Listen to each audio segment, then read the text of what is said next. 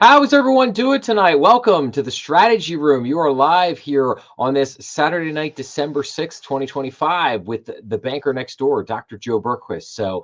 I thanks everyone for joining me this evening. I know there's a lot of college football going on right now tonight, but I appreciate everybody hanging out with me for a couple hours here on a Saturday night, as we always do.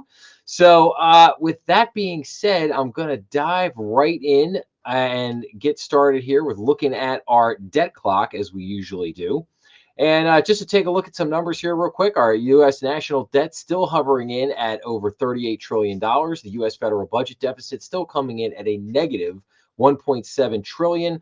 Our tariff revenue is now up to $369 billion, equating to $3,247 per taxpayer. The debt to GDP is at 121%. Interest on the national debt is still hovering just below $1 trillion at $968 billion.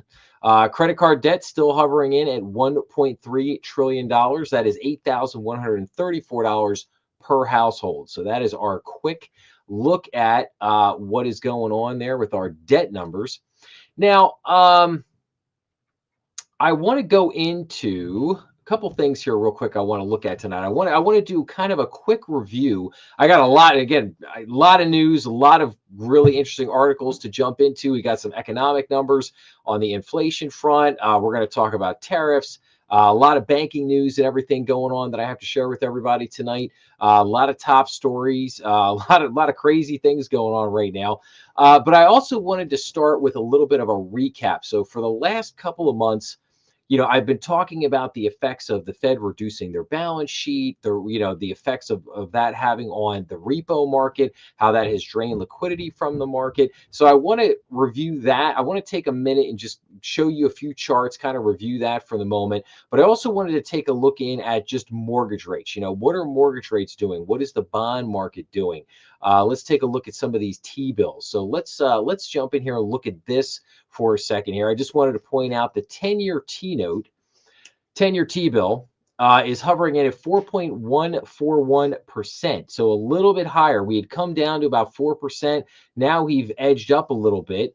Now, usually that's not good for residential mortgage rates because they're all tied to the 10-year T-bill. But it hasn't, as we're going to see here in a second when we look at mortgage rates, it hasn't really had that dramatic of effect here over the last couple of weeks. Literally just a couple of ticks up in the mortgage rate, nothing really too concerning. However, the 10-year T-bill still kind of still hovering in the band, if you will, that we want it to hover into.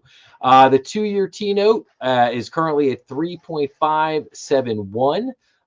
Again, pretty good there. If we could somehow get the 10-year to get down to where the 2-year currently is, we would be doing really good because that means that residential mortgage rates would be at least back down into the fives, maybe the high fives, but would be at least back down into the fives. So I just wanted to point that out where the treasuries are. Now let's take a look at something for a second. So mortgage rates finally moved lower last week, but that didn't do much for demand. So the average contract interest rate for the 30-year fixed rate mortgages with conforming loan balances of 806,500 or less decreased to 6.32% from 6.40%. However, we're going to see here in just a second, I'm going to show you guys a bunch of rates, and we're going to see that you can actually do a little bit better than that. Applications to refinance a home loan dropped 4% for the week, and applications for a mortgage to purchase a home rose 3% for the week. So now let's jump over to bank rate for a second. Now, what is this website doing here? All right, let's look at purchase for a second here. Okay, so now if anybody's ever been on bankrate.com here, you could see that they basically go into kind of giving you the best deals, if you will, up front. Okay, but I always tell everyone, when you're evaluating a residential mortgage, you have to pay very close attention to the APR. Now, why is that? You may notice, if you're looking at the rates here, you may notice that the rate is 5.250, but your APR is 5.409. Now, you have to pay attention to that because that really plays into the amount of fees that you are going to pay on the loan. A lot of those fees can be back end loaded, meaning they come in at the back end of the mortgage, thus driving up your APR. And as you can see here with this, there's a lot of points on some of these mortgages. So points, 1.351 points, and you can see here upfront costs, $6,466. So they're telling you there's a lot more upfront cost, and you're going to be paying points if you want to get this much lower interest rates. But I would also tell you that may not be that bad of a deal. I mean, a 30-year mortgage at 5.25% is looking pretty good right now. That's actually not too bad. But you can see here just different options. They give you 5.249, 5.2, 5.375, and then they actually have an optimum at 4.998. But the APR 6.106, meaning you are paying a lot of fees on the back end of that thing. So again, it just depends on what you want to do. Now, if you want to just give, this is just for market survey rates. In other words, where's like some of the rates at right now for a lot of other banks, Bank of America, 6.25%, Phoenixville Federal Bank and Trust, 6.25. Bank of America is another one here at 5.5%. Now that's a 5.6 ARM. That's not a 30-year mortgage. Penn Community Bank, 6.2%. And again, looking at the APYs, so Phoenixville Federal, 6.25, APR 6.314. Again, not too bad. You're still paying fees as you always do, but nothing really too ridiculous. Not paying the points and everything like that. And again, I'm just showing this to everybody just to point out that the rates out there are in the low sixes, and if you want to pay up, meaning that if you want to pay some points, pay some other fees, you can get rates in the fives, even in the low fives, which again, so again, it's not the worst thing in the world going on out there right now. So like I said, I just wanted to take a minute to point this out to people, just to kind of let people know, remind people, hey, here's where interest rates are.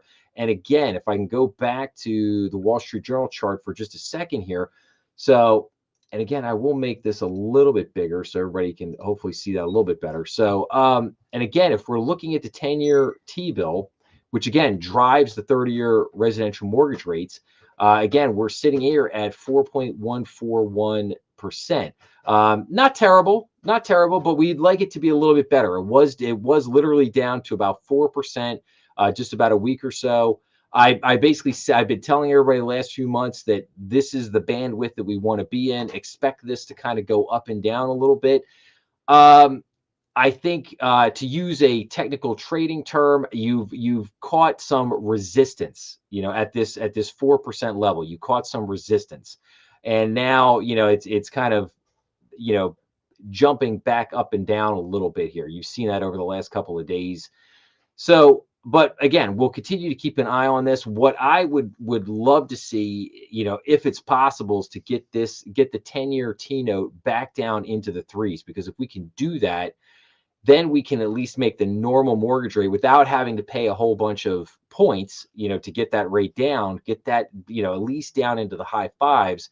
That would, I think, would really help the residential mortgage market really pick up steam. But like I said, we'll see in a second. So put the mortgage rates aside for a second. Now, I want to talk about the repo market for just a minute, okay? And I want to show everybody a couple of charts here.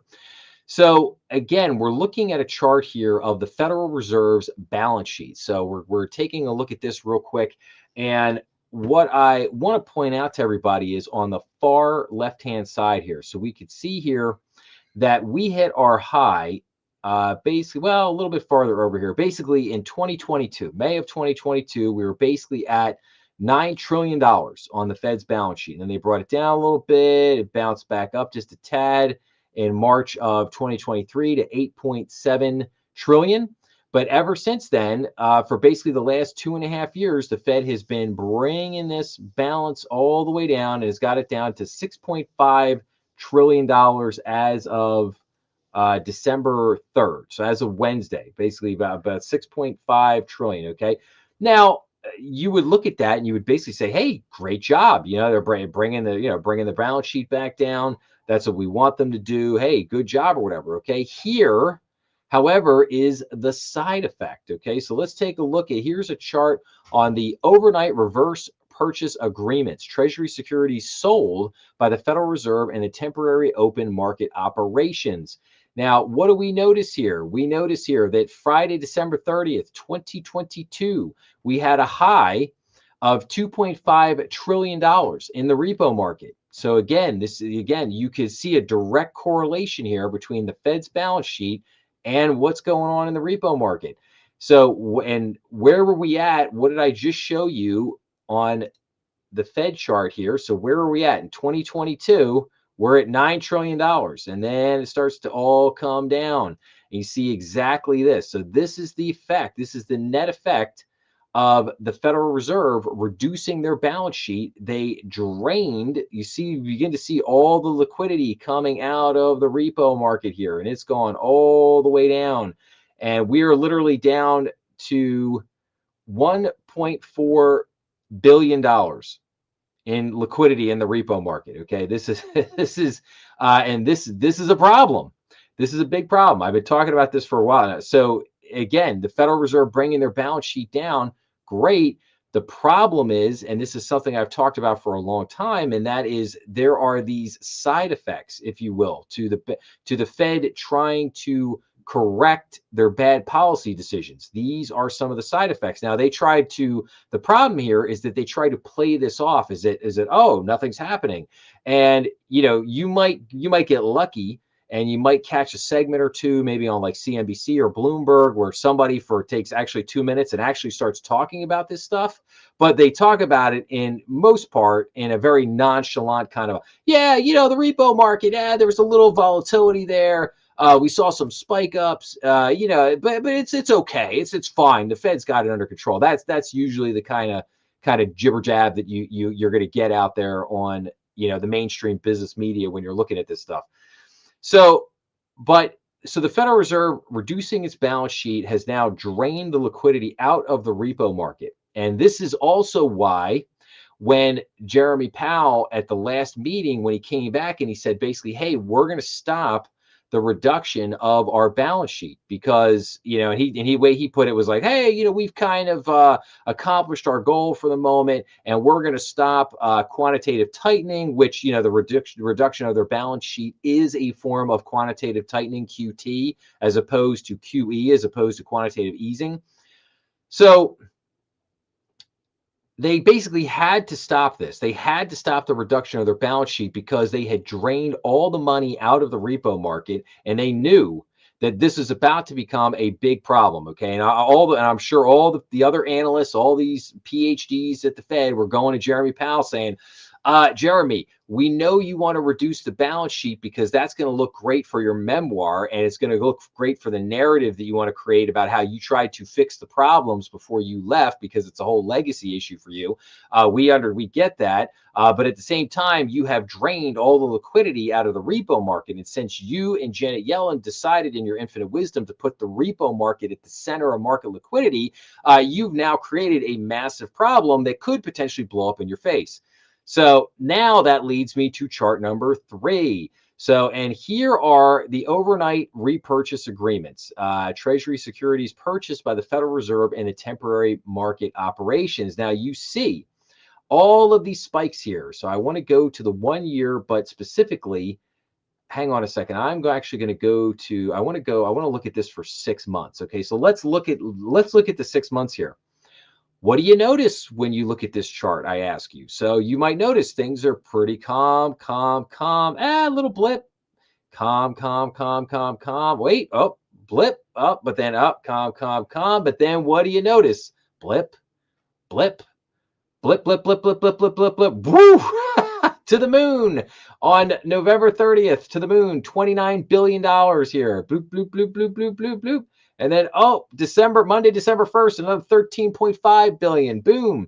So you are beginning to see these blips in market liquidity because you have an issue. Now, last week, I read everybody this one article, this one piece where I went in and basically said, they tried to play it off as basically saying like, oh, well, banks are all worried because there's this stigma. There's this stigma around using repo. And I explained to everybody how that was total nonsense. That was just totally ridiculous. There is a stigma around what's called the discount window. And the discount window is a line of credit that the Federal Reserve basically has with a lot of banks around the country. But banks don't generally like to use that discount window because of the stigma. And that stigma has been there for a long time. The reason being is because the Federal Reserve is considered the lender of last resort. And if a bank were to go to the Fed to borrow money from that discount window, a lot of, all of a sudden the history of it is that has generally been a red flag. It's sent red flags off, and basically it's like all of a sudden it's like, oh, no, you can't. Oh, wait, what's going on over here? ABC Bank over here is borrowing from the Fed discount window. That can't be good. That's got to be a problem, right? So there has been a stigma with the discount window. There is no stigma with the repo market. The repo market is a market where basically banks are pledging treasuries, and this is overnight. It's an overnight market. They get a kind of a fixed rate. They make a couple basis points, relatively very risk-free. And but you've really got to look at this and basically say, okay, what's going on here? Why is the Fed, doing what they're doing, and why have they done this? Because now they have created a liquidity problem in the market, and this is going to be a bigger issue in the months ahead. This is going to create a bigger issue. So again, just something I wanted to point out, and I wanted to keep an eye. Again, I don't want to spend all night on this, but I wanted to point these things out, and believe me, in the weeks and the months ahead, we are going to continue to look at these charts. I'm going to continue to point this out to everybody because this is key. This is key to understanding a lot of stuff that's going on. Like if you see if one day you wake up, right, and you turn on CNBC and you're like, oh man, the market's down 800 points and they're saying something's up with the bond market, and maybe the treasury rate spiked up a little bit, and they're going, oh, hey, what's going on? That's kind of weird. What's going on there? The first thing I want you to do is I want you to go to the Fed, and I want you to pull this chart up, because I can almost guarantee you're going to see one of these spikes here, just like this on October 31st, 2025, which was $29 billion. Only instead of $29 billion, you're going to see $100 billion. You're going to see $150 billion, maybe $200 billion. And the ultimate question becomes, will we get into a situation where the Fed will have to turn the money printers back on in order to fix this, in order to put money back in order to get things flowing in the repo market again? Will the banks have to go back to quantitative easing, turn the printers back on? And again, not that they'll have to go nuts, but will they have to, put 500 billion, $1 trillion back into this repo market to calm whatever might be out there in, whatever liquidity issues this might spike in the overall market? So now, and I would keep in mind, just to add on this, I want people to understand. So the Federal Reserve is still paying interest on what they call bank reserves. And because of that, a big part of that, the Federal Reserve has been losing money to the tune of hundreds of billions of dollars for the last couple of years. Their profit is not good. Now, we generally like it when the Fed generates profits, because the Fed takes those profits and they send them over to the Treasury. It's like, oh, fantastic, wonderful. But there are no profits to be found. And like I said, they're in the red to the tune of over $200 billion. And this plays into the CFPB conversation, because Russ Vought is over at the CFPB, and he's basically saying, I'm going to shut the CFPB down, because who funds the CFPB? Not Congress. The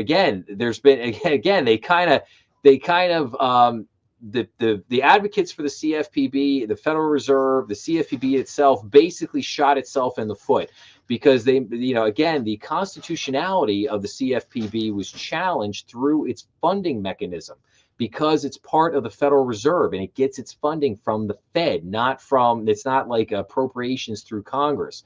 So they argued this point, and it basically was ruled that the CFPB is constitutional, and they can get their money from the Federal Reserve. But now that the Federal Reserve has lost over $200 billion in the last couple of years, there's no money to get from the Fed because they have no profits. So there's no money to get from the Fed to fund the CFPB.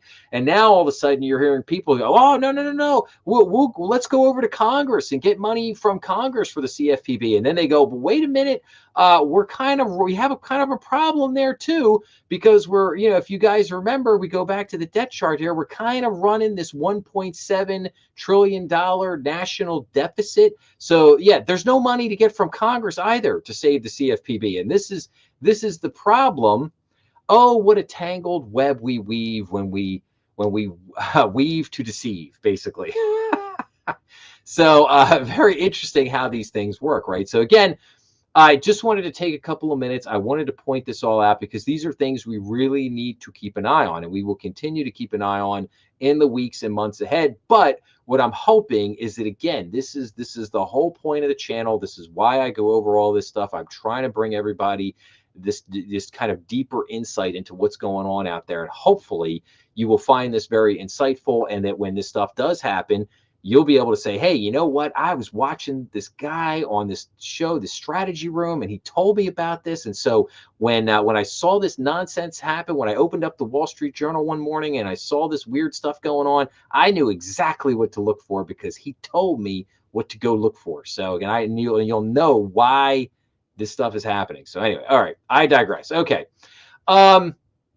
All right, let's get into some news articles. I want to run through some news stuff real quickly here. So very interesting. We had this big merger announced yesterday. Obviously, a lot of companies have been, multiple companies have been pursuing Warner Brothers. Warner Brothers has been up for sale.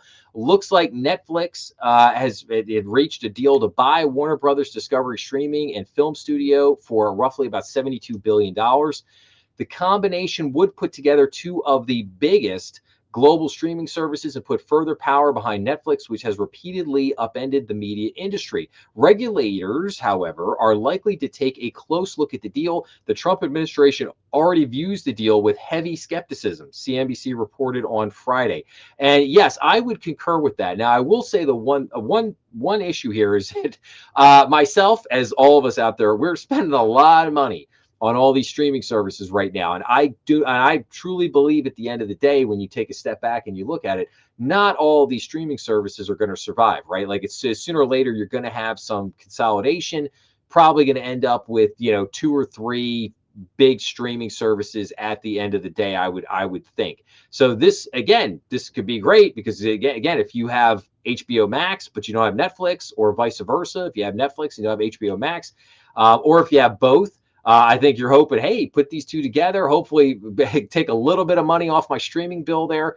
That would be nice. However, I have kind of a bigger concern here in terms of monopoly. We already have a situation where you have basically 5 or 6 companies, and most people don't understand this. You have 5 or 6 companies that literally control 90% of all the media that you see. 90%, okay? And I don't care if that's internet, if that's streaming service, if it's cable TV, if it's major news networks like ABC, NBC, CBS, CNBC, radio networks, okay? Radio, anything out there, okay? 90% of it is controlled by 6 companies. Okay, most people really they don't understand it, and you have a similar thing in the food industry. In the food industry, there are 6 or 7 major players, and those 6 or 7 major players literally own thousands of food brands. One of those companies, one of those companies itself, take like Kraft Food, right? Kraft Heinz or whatever, they probably own 300 or 400 different types of food companies. And you're looking in like Campbell Soup. Campbell Soup owns dozens and hundreds of different things out there. They own Goldfish, and they own all this. Just the list goes on and on. And so people have this notion that like, oh no, like the food industry, like no, there's thousands of brands out there.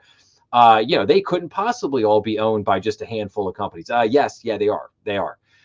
So I do think that the idea here of monopoly is a big concern. I mean, Warner Brothers is not some rinky-dink film studio. They're the biggest film studio in Hollywood. And again, like I said, I look at this with a lot of skepticism to basically say, do you want Netflix to basically have that much power? Because they are going to wield, if they successfully close this merger, Netflix is going to wield a lot of power. So again, just a little concerning there. But again, like I said, I wanted to talk about it because it was a huge merger that was announced yesterday. Just wanted to spend a couple minutes on that, just kind of give my thoughts on that. Another big thing yesterday, $208 million wiped out. Yield Street investors rack up more losses as firm rebrands to Willow Health. I guess losing $208 million would cause you to rebrand. Private markets investing startup Yield Street, now calling itself Willow Health, recently informed customers of new defaults on real estate projects in Houston, Nashville, and Tennessee. The letters obtained and verified by CNBC account for about 41 million in new losses. They come on the heels of 89 million in marine loan wipeouts disclosed in September and 78 million in losses previously reported by CNBC. Willow Health also removed a decade of historical performance data from public view in recent weeks. Yeah, that's interesting. The high-stakes rebranding is the latest chapter for a company that sought to empower retail investors, but instead left some of them saddled with losses and years of uncertainty. So what I find interesting about this is that Yield Street was investing in private markets, in other words, private credit. What I have spent a lot of time talking about over the last couple of months, and what I've put out, a lot of people have seen the videos I put out on First Brands and Tricolor Holdings, and so on and so forth. So again, this is just another part of that private credit market that you're seeing beginning to turn sideways. Again, something else I've talked a lot about. So, but again, this is another one of these blips that's popping up here, where a lot of people, it's going to give a lot of people pause. And this is why, when I reported last week, I reported an article that basically said, hey, Wall Street is really beginning to take a hard look at this. They're really starting to comb through a lot of this data and basically say, wait a minute, what's going on here? We've got a big problem here. Just as Jamie Dimon said, the cockroaches. There's always more than one cockroach out there. And so again, all the Wall Street banks, everybody, really starting to dig into this to basically say, hey, do we have a lot of concern here? So we'll, I think there is. I think there's a lot of concern, and I think this is just the tip of the iceberg, as it were. I think you're going to see a lot more of this. So anyway, but moving on here. So this I thought was interesting, but not surprising. Politics is now America's #1 money worry, financial planners say. Financial players say politics dominates financial planning conversations with clients, even over money matters like inflation and market volatility. Still, amid heightened uncertainty, clients are optimistic about their long-term goals, and many are planning major expenditures in 2026, according to a new survey by the CFP board. Having a personalized financial plan can help weather political or economic ups and downs, experts say. Yes, I would agree with that. Having a financial plan is always a good idea, but I think the problem here gets back to where politics are in America. The problem that we have is that you have a great divergence now between the Republican and the Democratic parties. One party is basically going full blown toward socialism and communism at warp speed, and basically is pushing things like, oh, we want rent control, and we want this permanent welfare state, and we want universal basic income, which is basically just permanent welfare. You're seeing that on the one side, and then on the Republican side, it's like this clinging to it's like clinging to kind of still the capitalist market, but the big business on Republican side still wants what you would describe as corporatism. They want a lot of corporatism. In other words, like the healthcare industry and the education industry, they want their subsidies. They want their big subsidies from big government. And and I think that's where you're seeing part of the fraying, if you will, on the Republican side of things, because you have a big part of the party over there is basically saying, no, we want to cut the debt. We want to reduce the spending. We don't want these industries to have these big subsidies anymore. This is what has dug us the hole. This is what has put us in there. And you know what? If some of these universities go out of business, if some of these healthcare go out of business, hey, so be it. It is what it is. We've been through this kind of stuff before, and we can get through it again. That's kind of the attitude. But you have another part of the party there that's basically like, no, no, no. It's there used to be an old saying. Who was it? Ariana Huffington from the Huffington Post. She wrote a book. Probably like 17, 18, maybe even 20 years ago now, called Pigs at the Trough, which is a very interesting look. Again, it kind of considering in a very real way this idea of corporatism and keeping the corporate subsidies going. But again, it's not shocking to see this, because again, if you're trying to plan from a financial perspective, and we're seeing these dramatic swaying in policies, as Donald Trump's first term, and then we go to Joe Biden, and then now back to Trump, and then if we are to swing again to another Democrat in 2028, what does that look like? What does that mean for your financial plan? And so it's not good for anybody's financial health or well-being to have these kind of wild swings in ideological beliefs, having major ramifications on the economy and business and how things get done. Again, not good. And I know that's kind of being Captain Obvious, but again, just something I wanted to point out here. So, again, this is coming from financial planners, basically saying that politics is now America's number one money worry. And again, I get it. I understand it. So, all right. This was news this week. So Trump aides cancel Fed chair interviews as the president hones in on his pick. So Trump has signaled publicly that longtime advisor Kevin Hassett is a leading contender to head the central bank. This is a picture of Kevin Hassett right here. The Trump administration canceled interviews for Federal Reserve chair finalists that were set to start this week. The Trump administration canceled a slate of interviews set to start this week with a group of finalists to be the next chair of the Federal Reserve, as President Trump again suggested he had made up his mind about who should lead the central bank. Trump's team informed candidates that interviews scheduled for Wednesday with Vice President J.D. Vance had been canceled, according to people familiar with the matter. No reason was given for the decision. A person familiar with the matter said the cancellation was because of a scheduling conflict for the vice president. The person said it wasn't clear if the meetings would be rescheduled. Longtime Trump economic advisor Kevin Hassett, considered the frontrunner, was among those expected to meet with Vance and White House officials about the job, a person close to him said. Other finalists for the job include former Governor Kevin Warsh and sitting Fed Governor Christopher Waller. A Vance spokesperson didn't respond to a request for comment. The truth is, nobody knows who President Trump's next pick for the Fed chair will be until he makes the announcement himself. Everything until then is pure speculation. Trump did tell reporters during a cabinet meeting on Tuesday that he had narrowed down the list of candidates to one. At a later event, he singled out Hassett, who was in the room, as a potential Fed chair. Even as Trump suggested that the process of selecting the next Fed chair was nearly completed, he said he wouldn't reveal his choice until early next year. Now, again, Trump keeps pushing back the timetable on this. Basically, he's been hinting for the last, 2-3 months now. Oh, I think I know the person. I may announce. I think that Jeremy Powell has basically bought himself time, as he has been, again, not dramatic rate cuts, but he's been making a few rate cuts here the last few times.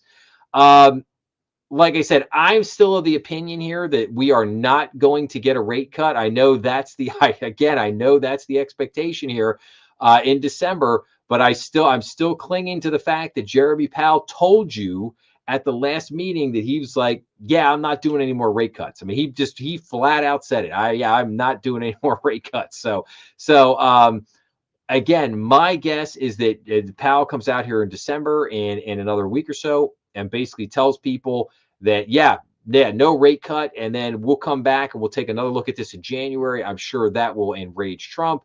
Trump will then probably come out right after the beginning of the year and say, okay, I picked my new Fed president. Here's the person. They're going in. And basically that person's job, at least initially, is going to be to do everything to undermine Jeremy Powell and make his life a living hell, basically.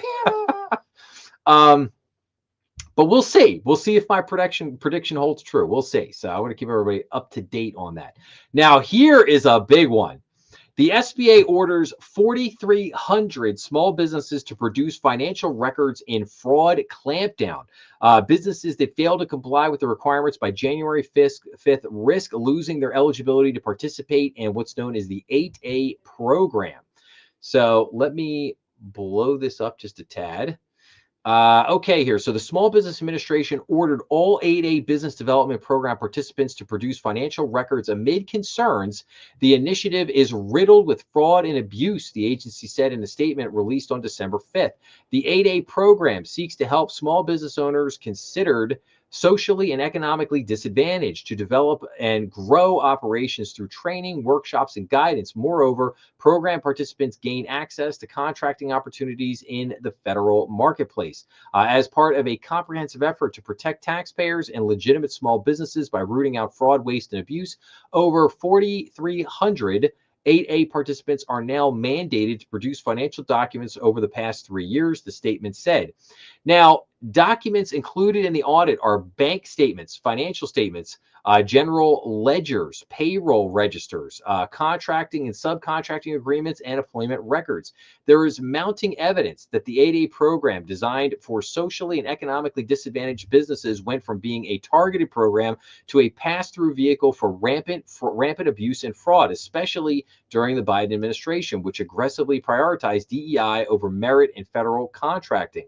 SBA Administrator Kelly Loeffler said, pass-through refers to a type of business in which the entity isn't taxed. Instead, the individual owners are taxed. So the small businesses that fail to comply with these requirements by January 5th risk losing their eligibility to participate in the 8A program. They could also face further investigations and remedial actions. As our previously announced government-wide audit continues, we're committed to thoroughly reviewing every federal contract, contracting officer, and contractor while working alongside federal law enforcement and other agencies to deliver accountability for taxpayers.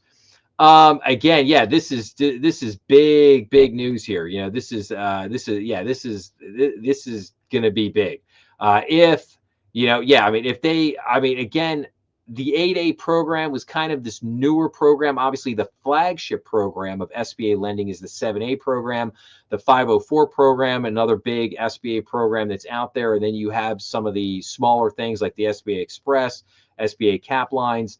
But AA was kind of the newest addition to their loan toolbox, if you will. And I think there was a lot of high hopes when the 8A program was rolled out during the Biden administration. But, you know, there has been a lot of mishaps, you know, opening up SBA lending to a lot of other lenders outside of banks. You know, just some of the things that were going on, messing around with some of the kind of the underwriting and the standards of the 7A program.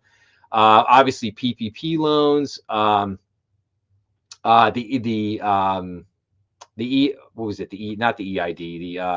The ECID. What am I thinking of? The one business loan program that the SBA rolled out that I had basically changed my tune on, that thought should be forgiven for a lot of the people that were out there, because it was very much in hand with the PPP and that kind of stuff. But again, just a lot of issues running through SBA that Kelly Loeffler here is still trying to clean up from what was going on during the Biden administration. So, and it is, and I've said this before, I love the SBA. I've got a lot of, I created and ran an SBA department at one of the banks I worked at for a while. Have made a lot of SBA loans over the course of my banking career. And so yeah, I'm a big fan of the SBA. I think the SBA is a great product that enables a lot of borrowers out there to get loans where otherwise they wouldn't. It's a bridge. It gets a lot of people over the hump and enables banks out there to make a lot of loans that they otherwise in normal situation wouldn't be able to make. So I'm a huge fan of the SBA. But I also say this too, the SBA they're one of those rare government agencies that actually turns a profit, or at least they did before Biden got his hands on it. But before Biden, for a long time, the SBA was always a profitable government agency. They generated made money for the government. If you can, that's shocking, right? You can believe that.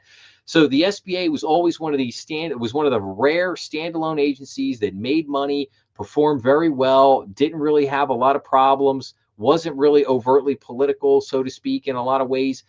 And a lot of that changed under Biden. A lot of that changed under Joe Biden's administration. And now Kelly, is just trying to get back to that. And I think it is very important to get back to that because you want the SBA to be, you want them to get back to a place where the programs are running the way that they should and that they are generating money again. And they get back because that's when SBA is at their best. And that's when they are able to help the most people and do the most good. So all right, that's my little tirade on SBA. Okay, how are we doing on time? Okay, still doing very good on time. Let's keep rolling on here. Big news this week. So Trump rolls back Biden-era fuel standards. Admin says it will save Americans $109 billion. The president welcomed American car manufacturing executives to the White House for the signing of the executive order. And this is huge. President Joe Biden eliminated fuel standard regulations imposed by President Joe Biden with an executive order signed on December 3rd in the Oval Office. We're officially terminating Joe Biden's ridiculously burdensome, fuel economy standards that imposed expensive restrictions and all sorts of problems, Trump said. Today, my administration is taking historic action to lower the costs for American consumers, protect American auto jobs, and make buying a car more affordable and safer. His directive reduced the number of miles a vehicle must travel on a gallon of gasoline, a move that will mitigate car price increases of about $1,000 and save Americans approximately $109 billion, according to administration officials. The president rejected his predecessor's actions and efforts by California and other states to outlaw gas-powered vehicles as detrimental to the economy. It put tremendous upward pressure on car prices, Trump said, blaming Biden's policies for an increase of more than 25% for new car prices. Yes, that's absolutely true. Companies spent money attempting to reach objectives proposed by the Biden administration, including miles per gallon standards as high as 62 miles per gallon, which were ultimately unattainable. Transportation Secretary Sean Duffy said during the event, these rules are going to allow automakers to make vehicles Americans want to purchase, he said. This is the jobs, this is freedom, this is common sense. Representatives from Ford, General Motors, and Stellantis joined the president for the signing ceremony. Today is a victory for common sense and affordability, Ford CEO Jim Farley said during the ceremony. This allows us to invest in affordable vehicles made in the USA, which we will take the lead on and will allow us to make vehicles more affordable. The president said domestic auto manufacturing has jumped by 10% this year. We're bringing auto manufacturing back, Trump said. Upcoming rule changes will also allow for the manufacture of smaller vehicles, like those seen on the roads in Europe and Asia. The National Highway Traffic Safety Administration, a division of the Department of Transportation, oversees the corporate average fuel economy regulations enacted by Congress in 1975 to reduce fuel consumption by setting miles per gallon standards for vehicles. Differences of opinion in recent administrations, with Democrats preferring electric vehicles and pushing to increase fuel efficiency for gas-powered vehicles, and Trump's presidency's focusing on reducing costs and regulations, have resulted in a series of policy reversals. Again, like I said, on this I've been saying on this for over a year now. I don't have anything against electric vehicles. I really don't. Okay. I think that you should have choices. You should have choices. If you want to go buy a Tesla, like, that's great. Go buy a Tesla. Go knock yourself out, man. Go buy a Tesla. Go install the electric charger in your garage at home and charge it up, baby. And if you think you can save money that way, or if you can save money that way, that's great. Go do it. Do I think that Tesla should be getting subsidies from the government to do that? No, no. I think they should just compete like everybody else. It's again free market capitalism, baby. If you need subsidy, it goes like this. If you need subsidies from Uncle Sam in order to make a profit or to keep your business in business, okay, you don't have a good business model. That's not a good business model. You need to be able to compete, and you need to be able to make money selling your product. Okay, that's how capitalism works. Um, again, don't have anything against electric vehicles. If you want to sell electric vehicles, my problem has always been the forcing. Biden administration tried to force everyone to just basically say, okay, we're not doing any more combustible engines, no more gas powered engines. We're just going to all electric, and you're going to take an electric vehicle whether you like it or not. Now that was about as un-American as you can possibly get. Like, no, that's not. No, you let the consumer decide. Okay, if in the next 10 years 99% of consumers start buying electric vehicles and go away from gas powered vehicles, hey, so be it. Okay, then the consumer decided, right? The consumer made their choice. Okay, they chose to buy those vehicles. Okay, that's fine. I have zero issue with that if that's the way things go. But again, I don't want an electric vehicle. I have issues with electric vehicles. I like my gas powered vehicle. Do I wish, yeah, maybe could I get a hybrid engine that gets a little bit better gas mileage? Sure. But I like my gas powered vehicle. Okay. If the power goes out, I said my car's still going to run fine, no problem. I'm not going to have any issue. Okay, I don't have to charge my car overnight to go out and start it and get. I'm cool with that. It's like I don't. Again, you can run a car can run out of gas, but you can also run out of electricity, and most of the electric cars don't go as far as gas powered cars do. On their electric charge.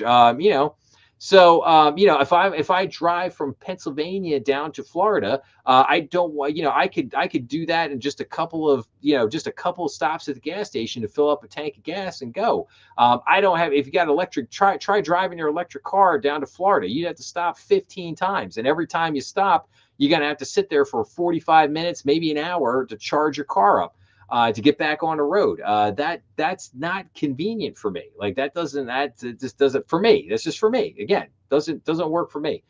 But at the same time, what President Trump was saying here was absolutely correct. The things that Biden was doing in terms of putting restrictions and regulations on the car manufacturers, that was increasing the cost of vehicles, and it was also eliminating very affordable, cost-effective vehicles. Like, again, the Honda Civics, the Toyota Corollas, Ford, had the Taurus. Where the Ford Tauruses. We're the smaller, four-door sedans. We're the affordable little two-door coupes that all these companies used to make. I mean, they're still there, but they're not as cheap as they were. They're not as prevalent as they were. These companies aren't making a lot of those vehicles like they should be. We need vehicles that are affordable for people. We don't need, $100,000. Most people can't afford to buy a $100,000 Ford F-150. They just can't.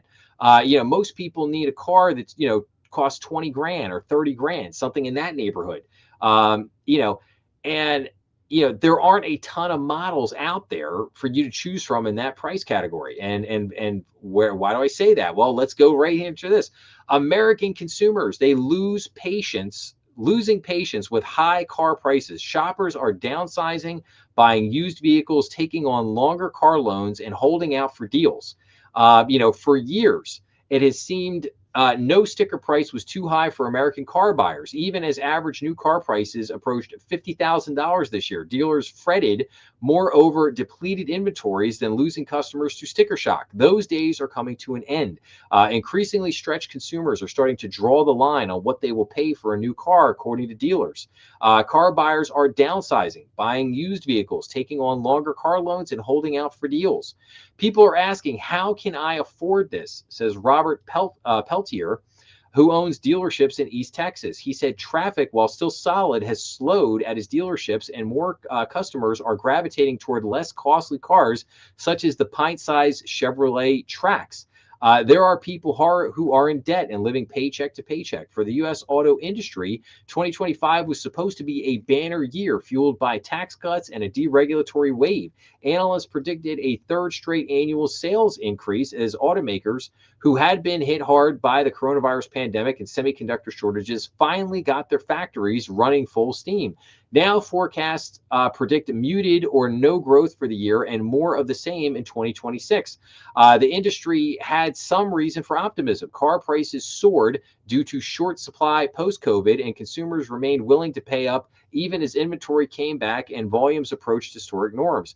Car buyers continued to shrug off higher prices earlier this year, even as they pared back shopping for everything from dishwashers to beer. But now, auto traffic, persistent inflation, and a tighter job market have more Americans rethinking their biggest ticket purchases. Meanwhile, the collapse of the U.S. electric vehicle market, hastened by the end of the federal government's $7,500 EV credit in September, has cost the industry hundreds of thousands of potential vehicle sales. With a surge in EV demand before the credit expired, auto sales kept ahead of pace through 3 quarters as automakers with large North American footprints flexed their ability to produce and absorb the tariff burden. General Motors sales jumped 10.5% and Ford's rose 7.3%. But then October's selling rate was the slowest in more than a year. November results announced this week are expected to be down, and a quick rebound isn't in the forecast. Signs of strain are beginning to show up in the data. Cars are sitting longer on dealer lots. Dealers are piling on extra discounts to make sales. Lower income borrowers are defaulting on car loans. Americans as a whole are spending less overall on a vehicle purchases than they did a year ago. Other components of the economy are tugging on the consumer. So again, this is all starting to take a toll. And again, you look at, buying a car and again, that's average car prices, average car price of $50,000. That again, that's not a lot of, a lot of people like a lot of the SUVs out there that cost anywhere, you cost $60,000, $70,000, $80,000 a pop. And, if you finance that for say 5 years or 6 years, you're going to have a payment that's well over $1,000. You're going to be, $1,200, $1,300, $1,400 a month. For a lot of people out there, you're now getting to a point where that car payment could potentially be equal to, or maybe even higher than their mortgage payment, which is wild. But that is where you're at. So, I mean, a lot of people are, again, I'm sure a lot of people are getting, and you're also seeing trends where now car companies are saying, hey, you buy that car, we'll finance it for 6 years or 7 years. And even the Trump administration had floated a couple of weeks ago, oh, we'll give people a 15-year mortgage. Like, I mean, it's getting to the point where it's getting nuts. It's like, most people only like to keep a car on average for 3 or 4 years. But if you're not going to buy that car and finance it over 7 years, you're not going to be able to trade that thing in after 3 years. You're still going to be upside down on that car. So you might trade it in, but you're going to take a big loss. You're going to take a big hit on that. So again, I think that there are some things that have to work its way out. However, am I real confident that all of a sudden, car prices are going to start coming down? No, not really. What I'm hoping for is that car prices will hold steady, that they will just hold steady for a few years, that maybe consumers in terms of their wages and wage growth and everything can begin to catch up to the higher prices that are out there. But yeah, I mean, do I have any thought that, again, I hate to keep picking on the Ford F-150, but in other words, a Ford F-150 right now, I think his average starting price, I think, is like $79,000, something like that.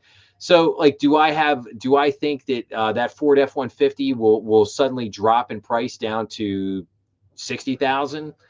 No, I don't think there's any chance that that's going to happen. But hopefully that $79,000 price tag, maybe that can kind of stay at that level for, maybe just inch up a little bit for the next, 2-3 years and not see a massive 5, 10, 15% increase every year in the cost of a vehicle like that.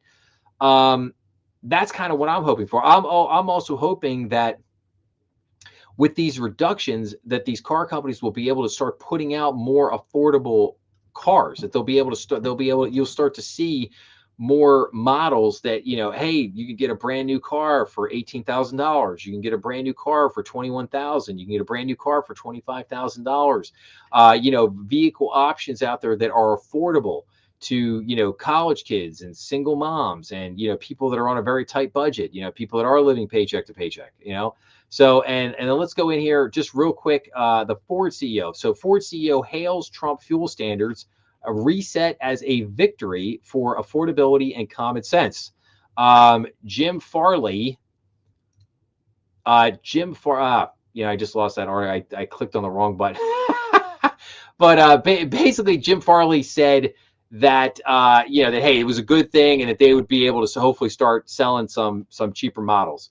So all right, but anyway, all right, well, let's go on. Enough of that for the moment. So this was huge, and I just wanted to report on this. So San Francisco sues major food companies over ultra-processed products, citing health crisis. So the lawsuit alleges companies engineered addictive ultra-processed foods despite known health risks, pushing costs onto public systems and taxpayers. So this is a big deal. San Francisco has filed a first-of-its-kind lawsuit against some of the country's largest food and beverage manufacturers, accusing them of engineering and aggressively marketing ultra-processed foods they knew were making Americans sick in order to boost profits. I'm shocked. They would never have done that. Never.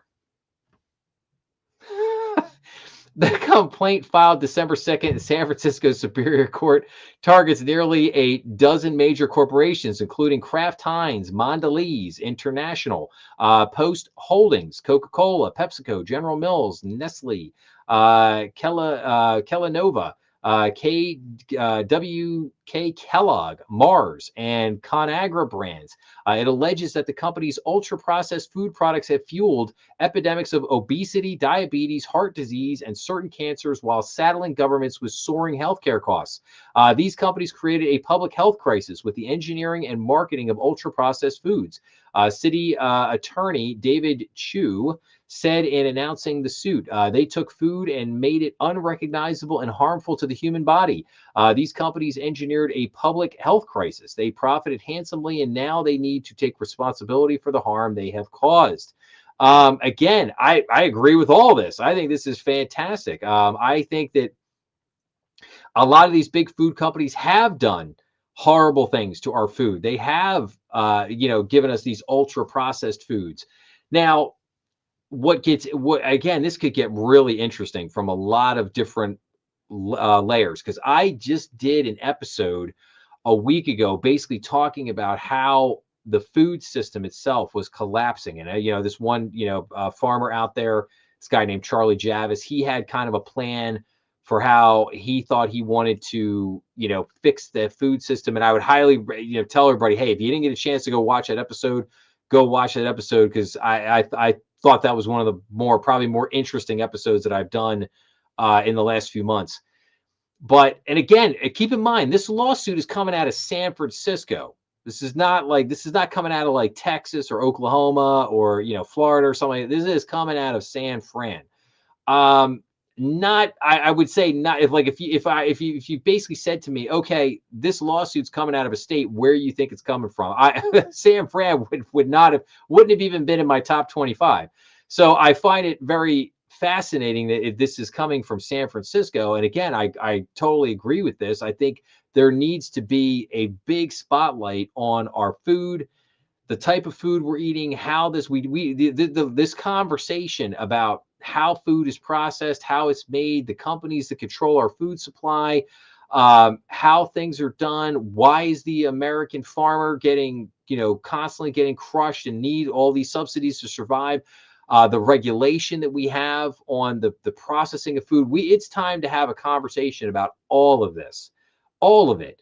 And again, I'm hoping, I'm keeping my fingers crossed here, I'm hoping that this lawsuit will lead us in that direction to a very, I'll call it healthy conversation about how food is made and processed and engineered in our country, how it's distributed to people, and why we have so many unhealthy people in this country. I think it's not just the diet, it's the stuff that's in this food. I mean, literally, you could make an argument, I think, for almost anything that you eat that there's something wrong with it. There's some ingredient in it. There's GMOs, food coloring, food dyes, like I mean, literally everything that we consume, there's something wrong with it. Like even water, right? You get to even a bottled water, right? Like, well, where's that water coming from? Is it really being processed? Is it really coming from a spring, or is it just tap water that's running through a filter? And then you talk about microplastics. The fact that the water's in the water bottle right here. Here you go, Deer Park, right here. It's in this, but you got microplastics in here, and you got to be concerned about the temperatures at which that this is kept at. You don't want it to get too hot. You don't want it to get too cold, because that can release the microplastics. And you take that in. You take too much of that in, it can cause you problems. So again, it's kind of wild that you could make this case for, like I said, for just about anything that you put in your body here in America. And so again, I'm hopeful, keeping my fingers crossed that this will lead to good things, but we'll see. We shall see. Okay, let me see here. How am I doing on time? All right, I want to run through a couple more articles here, and then before we get into, because I've got a whole bunch of economic indicators here. We're going to talk about inflation and tariffs and everything. But I want to hold off on that for just get through a couple more news articles here. So, Trump grants clemency to private equity executive convicted of fraud. So President Trump granted clemency to private equity executive David Gentile just days into his sentence. So I thought this was rather interesting. So President Donald Trump granted clemency to private equity executive David Gentile just days into his sentence. A White House official confirmed to the Epoch Times on November 30th. President Trump issued a commutation for David Gentile, the White House official wrote in a statement on Sunday. Gentile, a former CEO and co-founder of GPB Capital Holdings, reported to prison on November 14th after he was convicted on August 1st, 2025 of all charges related to a years-long scheme to defraud more than 10,000 investors out of $1.6 billion. Prosecutors accused Gentile and co-defendant Ascendant Capital LLC CEO Jeffrey Schneider of misrepresenting the source of funds used to make monthly distribution payments and the amount of revenue generated by three of GPB's investment funds between August of 2015 and December of 2018. The White House defended the actions of Gentile and claimed the former executive explicitly told investors what he was doing. The Sunday statement to the Epoch Times added that Gentile pooled investors' funds to acquire stakes and mature companies in the automotive, retail, healthcare, housing, and other industries. Following its founding in 2013, GPB collected more than $1.8 billion in capital. Unlike similar companies, GPB paid regular annualized distributions to its investors. In 2015, GPB disclosed to investors the possibility of using investor capital to pay some of these distributions rather than funding them from current operations. Even though this was disclosed to investors, the Biden Department of Justice claimed this was a Ponzi scheme, the statement said. So again, very interesting because I got to admit, it does sound like a Ponzi scheme.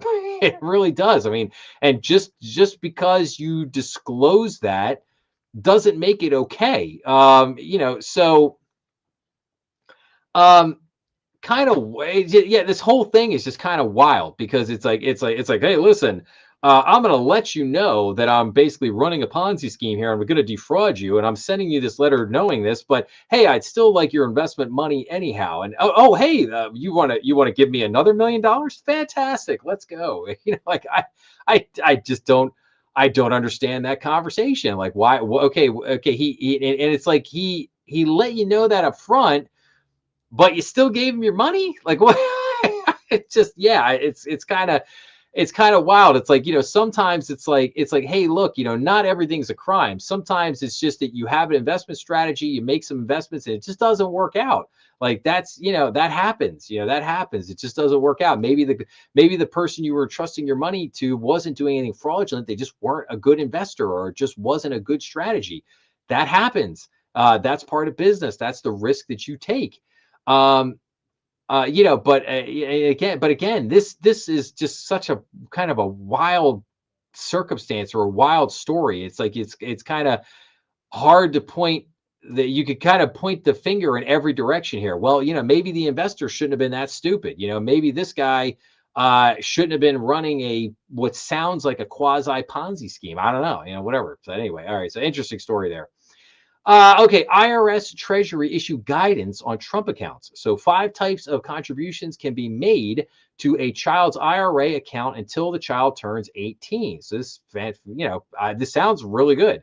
So the IRS and the Treasury Department have issued guidance on the Trump accounts, a new type of individual retirement account for children. The IRS said in a statement on December 2nd. The tax-advantaged Invest America accounts, commonly referred to as the Trump accounts, were established under the One Big Beautiful Bill Act signed into law. The plan aims to provide every newborn child with a head start toward lifelong financial security and the American dream. Any child younger than 18 who is a U.S. citizen, has a valid Social Security number, may open a Trump account. In addition, children born between January 1st, 2025 and December 1st, 2028 will receive a $1,000 initial seed contribution from the government, according to a joint guidance issued on December 2nd. Families and others can contribute up to $5,000 annually.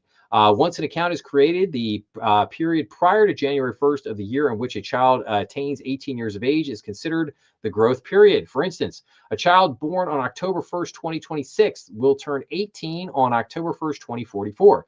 The growth period in this case ends on December 31st, 2043. So the funds will remain private property under the control of a guardian until the child turns 18. According to the White House, the account can grow to as much as 1.9 million by the time that child is 28 years old, if fully funded and left untouched. So again, love this. Sounds great. Again, it'll take some time to see how this works or how effective it is, but we'll keep an eye on it. Okay.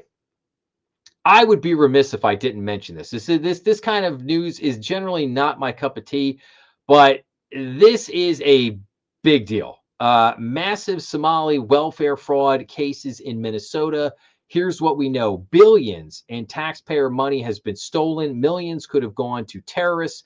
An allegation lawmakers are asking federal prosecutors to investigate. So this is a hot mess. Biggest scandal of its kind. The Department of Justice stated that a Minnesota nonprofit called Feeding Our Future and its affiliates stole more than $240 million in federal funds in what constitutes the nation's largest COVID-19 pandemic relief scheme. Networks of fraudsters, many from Minnesota's Somali community, exploited welfare programs and raked in billions of taxpayer dollars, according to authorities. At least 3 major scandals are involved, one of which has been developing for 2 years. 2 others recently surfaced. Then came new revelations that inspired presidential action and touched off calls for further investigation. And again, I want to run through this quickly. How could this happen? Well, our people on our government are crooked. This is real simple. Second scandal surfaces. Third scheme targeting autism care funding. Massive caseload is overwhelming the DOJ prosecutors. Are Somali terrorists benefiting? It's a wonderful question. Actions taken and requested. In the wake of those revelations, President Donald Trump on November 24th halted temporary protection status, a deportation shield for Somali immigrants in Minnesota. Again, I think that, again, this is one of those, this is just the tip of the iceberg. This is going to become a major story in the months ahead. This is going to become a major story. This is going to, you are going to get numbers of, I believe, government officials, politicians are going to get tied up in this. That's why I felt the need to report on it. This is going to become one of the, I think this might become one of the largest scandals in the history of this country. And this goes all the way up to the governor of the state. And that's why this is going to be a massive big deal. And that's why I wanted to just kind of report on it, put it out there, because there is going to be a lot more to come on this one, a lot more. And this is going, and the problem is, this could be one of those cases where, a couple bad apples spoils the bunch. Okay. This could have major ramifications for the nation as a whole, like in terms of, all the other states running all these different types of welfare programs, giving money to NGOs, all kinds of, this, I believe, is going to have far reaching ramifications. And, but again, we'll see how all this plays out.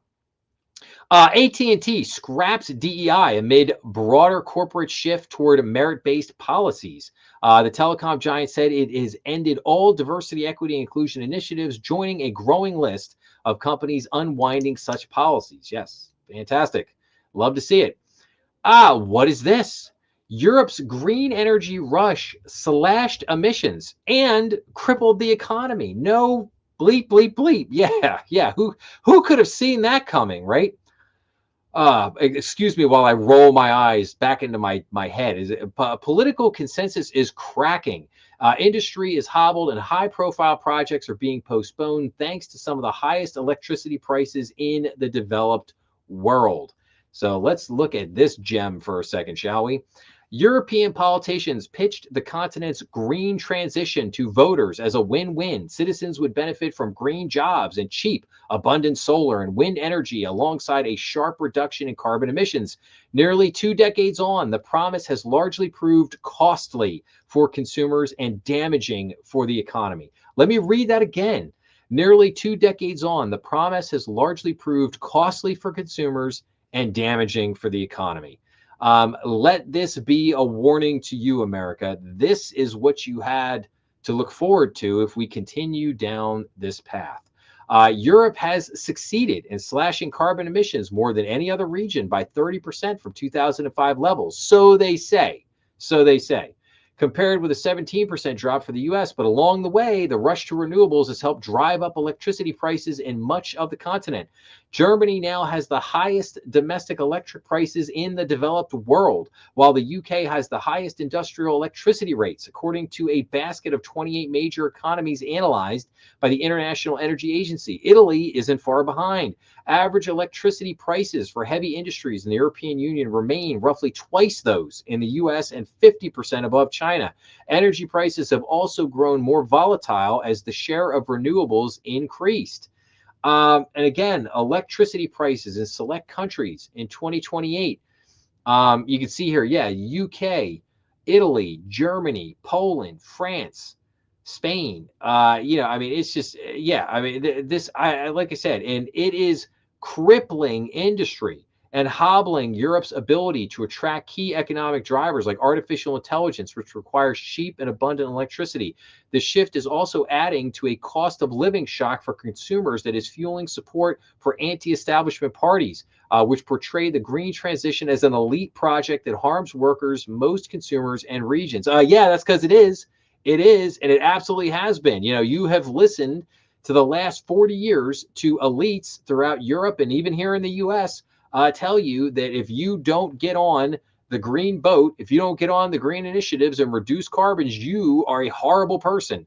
Yes, you are the scum of the earth if you do not get on board with this. And it has all been BS. It's all been BS. And it's all being laid bare for everyone to see now. But much of the region, the transition is at risk of backfiring, adding to economic stagnation. We are hemorrhaging industry. No bleep, bleep, bleep. You gotta be kidding me with this. Like any person with a modicum of intelligence could see that this is where this was going, and that this was the situation you were going to end up in. And this is one of the great things that hopefully Trump can do for us here in this country, is allow us to not end up in this situation. And what I'm worried about, though, is the taxing, if you will, of AI, the development of this massive development of AI, basically sucking out the energy that we have and driving up all of our consumer electric bills, as it were. So again, I do have a major concern over that. But again, if we continue down the green landscape, this is exactly where we were going to end up, right where Europe is right now. All right, and then I think let's go in here before last article. I want to switch gears for just a second. So Dollar General plans to open 450 new stores in the U.S. in 2026. The company posted strong third quarter sales and profit as it drew in both high and low income consumers. So fascinating. So Dollar General opening up 450 new stores. Man. Backed by strong third quarter net sales of $10.6 billion, Dollar General on December 4th said it plans to open an additional 450 stores in the United States in 2026. In addition to expanding its domestic footprint, Dollar General primarily operates in rural areas. The company also announced during its earnings call that it would add 10 stores in Mexico, as well as remodel about 4,500 stores. Our first priority is investing in the business, including our existing store base, as well as other high return growth opportunities, such as new store expansion, remodels, and other strategic initiatives. Dollar General's year-over-year net sales for the quarter ended October 30th were up by 4.6%, but fell slightly short of forecasted sales of $10.62 billion. However, the company's earnings per share of $1.28 significantly exceeded forecasted earnings of 94 cents per share, sending Dollar General's shares surging on December 5th. The stock had trended upwards by more than 77% year to date. So that's fantastic. So, hey, good for Dollar General, right? Okay, so we'll come back. We'll come back to the commercial real estate for just a second. So how am I doing on time? Okay. All right. This is the segment of the show where I like to get into and I like to go into and tell you guys about what are the economic indicators that we have coming up for this week. And then also I like to run through the the 5 episodes that I put out this week. So let's go to our economic indicators real quick. So what do we have coming out for this week? So on Monday, December 8th, we have consumer inflation expectations, 3-year Treasury note auction. On Tuesday, December 9th, we got the ADP employment change weekly, the JOLTS job openings, the 10-year Treasury note auction, the API weekly crude oil stock. On Wednesday, December 10th, we get the core CPI, the CPI, federal budget balance. We get the FOMC statement at 2 o'clock. FOMC economic projections at 2 o'clock, the Fed interest rate decision at 2 o'clock, and the FOMC press conference at 2:30. Thursday, December 11th, continuing jobless claims, initial jobless claims, 30-year bond auction, the Fed's balance sheet at 4:30 p.m., and then finally on Friday, December 12th, we get the U.S. Baker Hughes oil rig count. Man, it feels awesome to actually have economic indicators back again. Love it. Love it. Okay. What were the 5 episodes that I put out this week? So this was report week. I remiss to mention that. So this has been report week. I like to do these occasionally. I mean, I always kind of mix in a couple reports here and there, but sometimes I get so many reports at one time that I like to just take a week and say, okay, I'm just doing coverage of a whole bunch of reports and just putting them out. So I think that's fun. People seem to like that. So, okay, so we'll continue on with that. So on Monday, I covered review of the Federal Reserve Bank of San Francisco, their working paper on tariffs. I had mentioned this last week in the live stream. This was a big report that just came out. So this episode reviews a recent working paper from the Federal Reserve Bank of San Francisco titled, "What is a Tariff Shock? Insights from 150 Years of Tariff Policy." The main finding of the report is that tariffs are, wait for it, deflationary. In other words, they do not generate inflation of any kind. We find that a tariff hike raises unemployment. In other words, it lowers economic activity, thus deflationary, and it also lowers inflation. That's what they found. With all the focus on tariffs this year, this report is a must-see. Yes, I would highly agree. Go check out that episode. That paper basically confirmed everything that I have been telling you guys for the last year, and that is that tariffs were not going to cause inflation of any kind, and that the tariffs would actually help to reduce economic activity to a certain extent. So again, now there does have a risk of higher unemployment as you go through it, and we talked about that. And again, we're starting to see some of those effects in the labor market right now, as it were. But again, go check out that episode. You're going to find it very interesting what you hear in there. Next, on Tuesday, I did review of Bank Director's 2026 Bank M&A Survey. So this episode examines Bank Director's 2026 Bank M&A Survey. Bank director found that the gap between buyers and sellers' pricing expectations may be closing as potential acquirers look for ways to address and add low-cost deposits. Some of the key findings revolve around boardroom discussions, angling for a better price, mixed plans on subordinated debt, organic growth drivers, limited interest in crypto, and optimism on the economy. Yeah, I think there were some great conversation pieces on there, particularly how banks are handling subordinated debt. The lack of interest in crypto, I think, was a very big one in there. And again, a lot of overall optimism on the economy. So really good report. Then on Wednesday, I did review of the CSBS research showing community banks pay more for compliance. Now, CSBS is the Conference of State Banking Supervisors.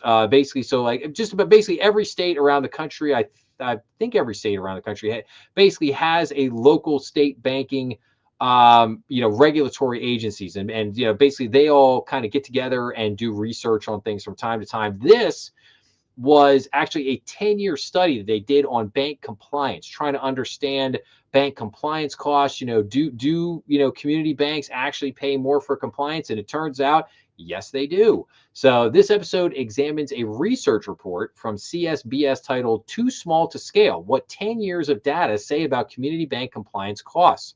The report found that smaller banks reported spending 11 to 15.5% of their payroll on compliance tasks, compared with 6 to 10% for the largest banks.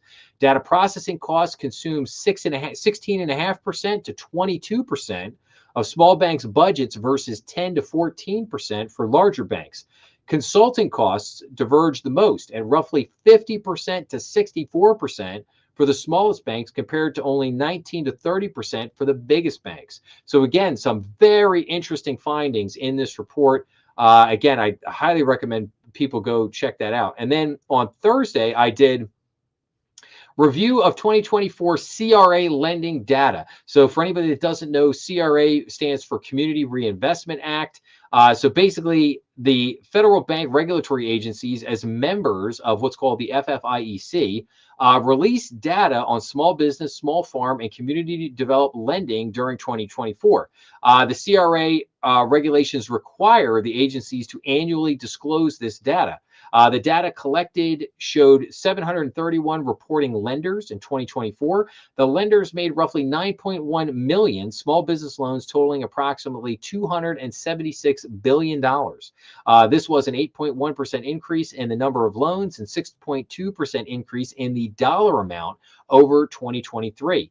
So this episode reviewed a report from the OCC titled Findings from Analysis of Nationwide Statistics for 2024 Community Reinvestment Act Data Fact Sheet. So again, some very interesting data there on just how the lending was going to small businesses, small farms, and community development lending during 2024. Not really shocking. Numbers were very good. A lot of loans being made. So again, that's what we want to see, right? And then finally, on Friday, I did review of October 2025 Federal Reserve Senior Loan Officer Opinion Survey, also known as the SLOOS. I love the SLOOS survey. It's a quarterly survey that gets put out by the Federal Reserve, basically looking at, what are lenders telling the Fed in terms of like how are things going in terms of the type of loan demand that they're seeing and the lending standards. Like, in other words, are lending standards tightening or are they loosening? So this episode reviewed the SLOOS on bank lending practices for October of 2025. Some of the key findings of the report include tighter lending standards and stronger demand for C&I loans, unchanged lending standards and demand for CRE loans. Loan standards for residential mortgage loans, including HELOCs, remained unchanged, but banks did report higher demand for all residential mortgage categories. Loan standards and demand for credit cards and other consumer loans remained unchanged. Banks reported having eased standards on auto loans, however, which I found kind of interesting. But again, great report there. We look at, a number of different charts in that episode. So again, good stuff to check out. And then, okay. Then I will also tell you guys, so what I have also been doing recently is I've been taking snippets from the live streams, and I've been putting them out as individual episodes, and I've been calling them BND Strategy Room Bonus. BND Strategy Room, basically bonus episodes. And I've done a number of those over the last few weeks, and I cut one, Epstein problem persists for banks. I did update on tariffs, update on mortgages and housing, retail sales, and Black Friday update. Then this week, I basically did Fed and repo market update. And then today, I had an episode come out called Examining AI from Different Angles. I would highly recommend that if you didn't watch the live stream last week, and if you just want to, again, catch some of these much shorter segments, 15 minutes, 20 minutes. So some of these episodes are even just, 6 or 7 minutes. And again, I'm doing that intentionally because I'm trying to give, for people who either don't have the time to spend, 2 hours watching the live stream, or people that have never seen the live stream, I'm trying to give them a little bit of taste for, okay, this is what we talk about. This is what we go over here in the live stream. And hopefully, again, generate interest for the live stream, right? And then tomorrow I have a short one, thoughts on Robinhood. Okay, so if anybody's interested in Robinhood, or kind of, if you didn't see the live stream last weekend, want to look at some of the discussion I had around Robinhood, you can go check that out. So, all right. So that being said, let's get into some news here. So let's go back into, just want to give you guys a couple of things here. So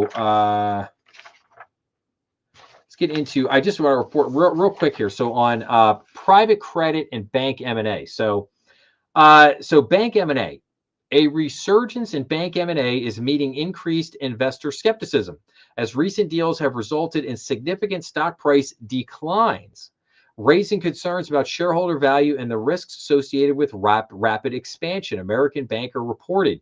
Most of the largest bank transactions announced in 2025 resulted in falling stock prices for the acquiring banks within 30 trading days post-announcement, according to analysis by the news outlet, the report said.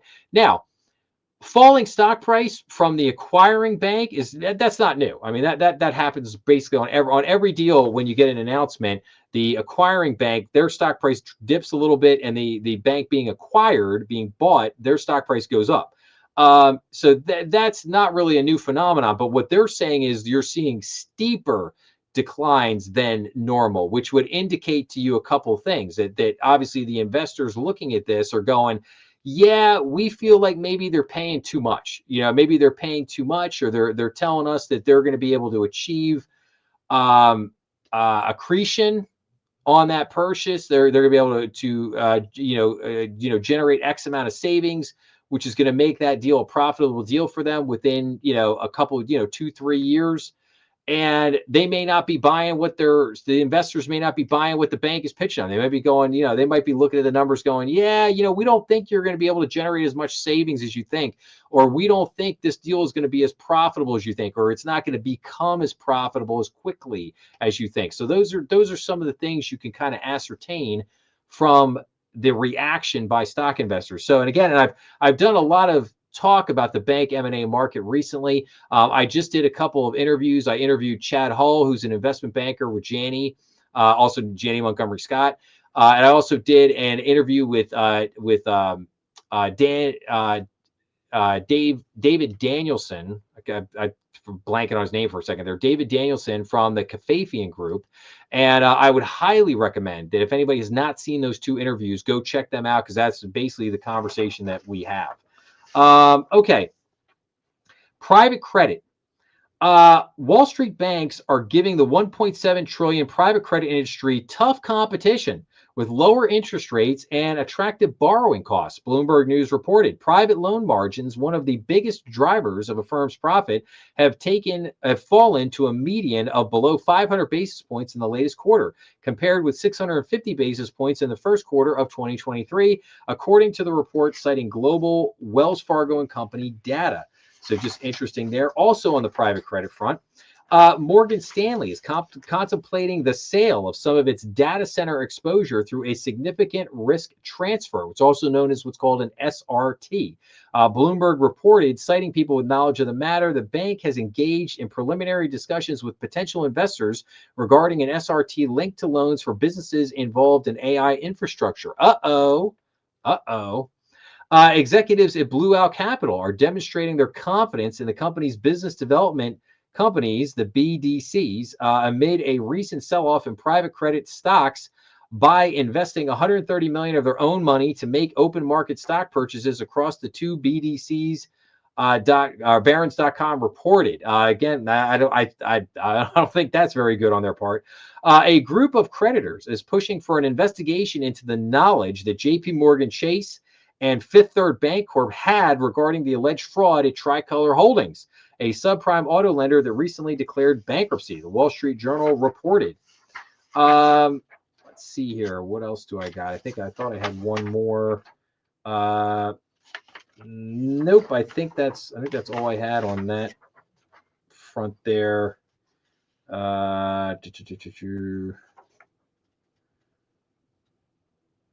Yeah, I think that's all I got there on that one. Okay. All right. Let's dive into some other bank news here real quick. Let's see here. Manufacturing activity contracts in November.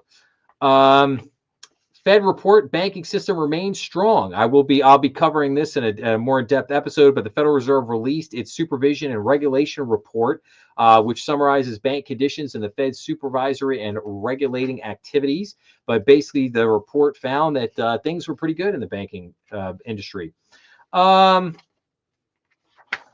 Okay, the FDIC approves ICBA advocated audit threshold adjustments. This is major news. The FDIC approved a final rule updating the Federal Deposit Insurance Corporation Improvement Act audit and reporting requirements to raise thresholds and account for inflation as advocated by ICBA. So increase the what's called 363 applicability asset threshold from 500 million to 1 billion.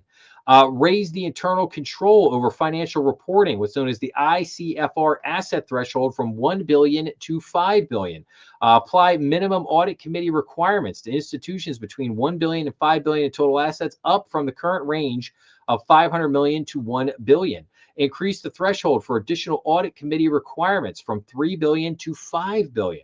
Update the compensation threshold in Part 363 related to the determination of whether a director is considered independent of management from 100,000 to 120,000, and then finally provide for future adjustments indexed to inflation. So this is monumental, everyone. This is major. This is really going to help a lot of smaller banks in the country continue to grow without taking on additional regulatory burden as they grow at such a small scale. You know, you might think that 1 billion to 5 billion, that's really a small bank. That's not a huge bank. That's not a huge bank operation. At least it's not is anymore. So again, enabling these changes, it's just massive. It's really going to help a lot of banks out there. So, okay. Factory orders increased in September. Mortgage rates down a little bit from last week, as we had talked about a little earlier tonight. FBI, cyber criminals are impersonating banks. So the FBI released a consumer alert warning that cyber criminals are impersonating financial institutions to steal money or information in account takeover schemes. So keep an eye out there. CISA releases guidance on integrating AI in operational technology. So the Cybersecurity and Infrastructure Security Agency and its partners released new cybersecurity guidance on the secure integration of artificial intelligence in operational technology. Now that's 4 banks. It's 4 banks, to be clear. Private sector loses 32,000 jobs in November, according to ADP. Service sector economic activity expands in November. So that's good. So kind of a little bit of mixed industry economic numbers there as you were. Industrial production edges up in September. Mortgage applications decrease in latest weekly survey. Construction spending is up in August. USDA farm aid package expected next week. So we'll keep an eye out for that one. Home prices slow in September. So home prices increased 1.3% in September from the same time a year ago, following a 1.4% annual gain in August. However, housing prices were flat in September from the previous month and up 2.2% from September of 2024. So home prices are slowing a bit. Retail sales up in September. We're going to talk about that in a few minutes. Producer prices down in September. Pending home sales increase in October. Consumer confidence drops in November. FDIC updates its primary purpose exemption list. FHA updates its single-family housing info. Economic activity largely unchanged in recent weeks, as according to the Beige Book. So economic activity changed little from mid-October through November, according to the Federal Reserve's largest Beige Book of regional economic conditions. Consumer spending declined, manufacturing activity increased somewhat, and reports of loan demand were mixed. Durable goods orders were up in September. FinCEN ransomware incidents totaled 2.1 billion over 3 years. So again, very interesting on that front. Fed announces pricing for payment services. So the Federal Reserve Board announced pricing for payment services provided by the Federal Reserve banks effective January 1st, 2026. Fed seeks feedback on potential changes to check services. So the Federal Reserve Board requested public input on check usage and the impact of potential strategic changes to check services provided by the Fed. The Federal Reserve banks offer check collection and processing services at a fee. Amid declining check usage, the Fed said the reserve banks will need to make substantial investments in their check infrastructure to continue providing the same level of check services going forward. So this is very interesting. So they're requesting feedback on that. Obviously, again, check usage has declined. However, people still use billions of checks every single year. So again, not going to be able to get rid of checks anytime soon.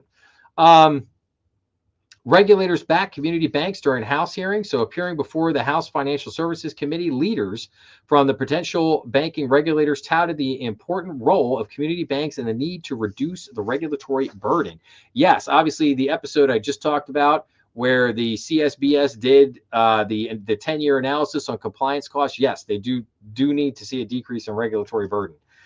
Just go check out that episode that I did on that. ICBA state affiliates urge Treasury to raise the SAR and the CTR thresholds. I've talked about this also in the last few months. ICBA and its affiliated state community banking associations called on the Treasury Department to raise the currency transaction report threshold to 30,000 and the suspicious activity report threshold to 10,000. So yes, obviously because the number of CTRs and SARs that banks have to report has just gone through the roof in the last few years.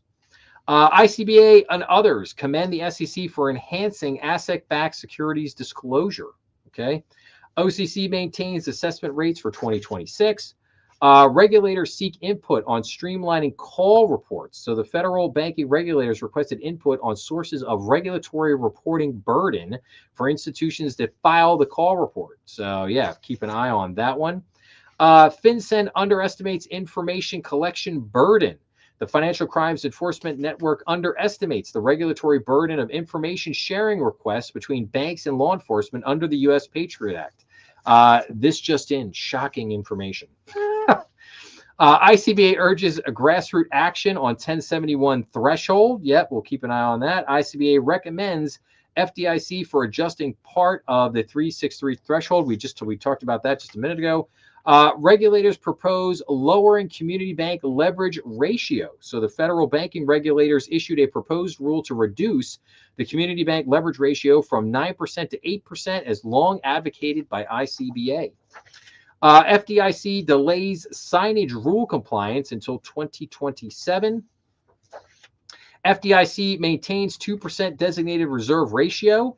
FHFA raises conforming loan limits for 2026. So the national baseline The limit for one-unit properties in most parts of the country will rise to $832,750, an increase of $26,250 from 2025. High-cost areas, the maximum loan limit will be $1,249,125 in areas in which 150% of the local median home value exceeds the baseline loan limit, and for one-unit properties in Alaska, Hawaii, Guam, and the U.S. Virgin Islands. So again, good, I think, information there on your standard mortgage sizes.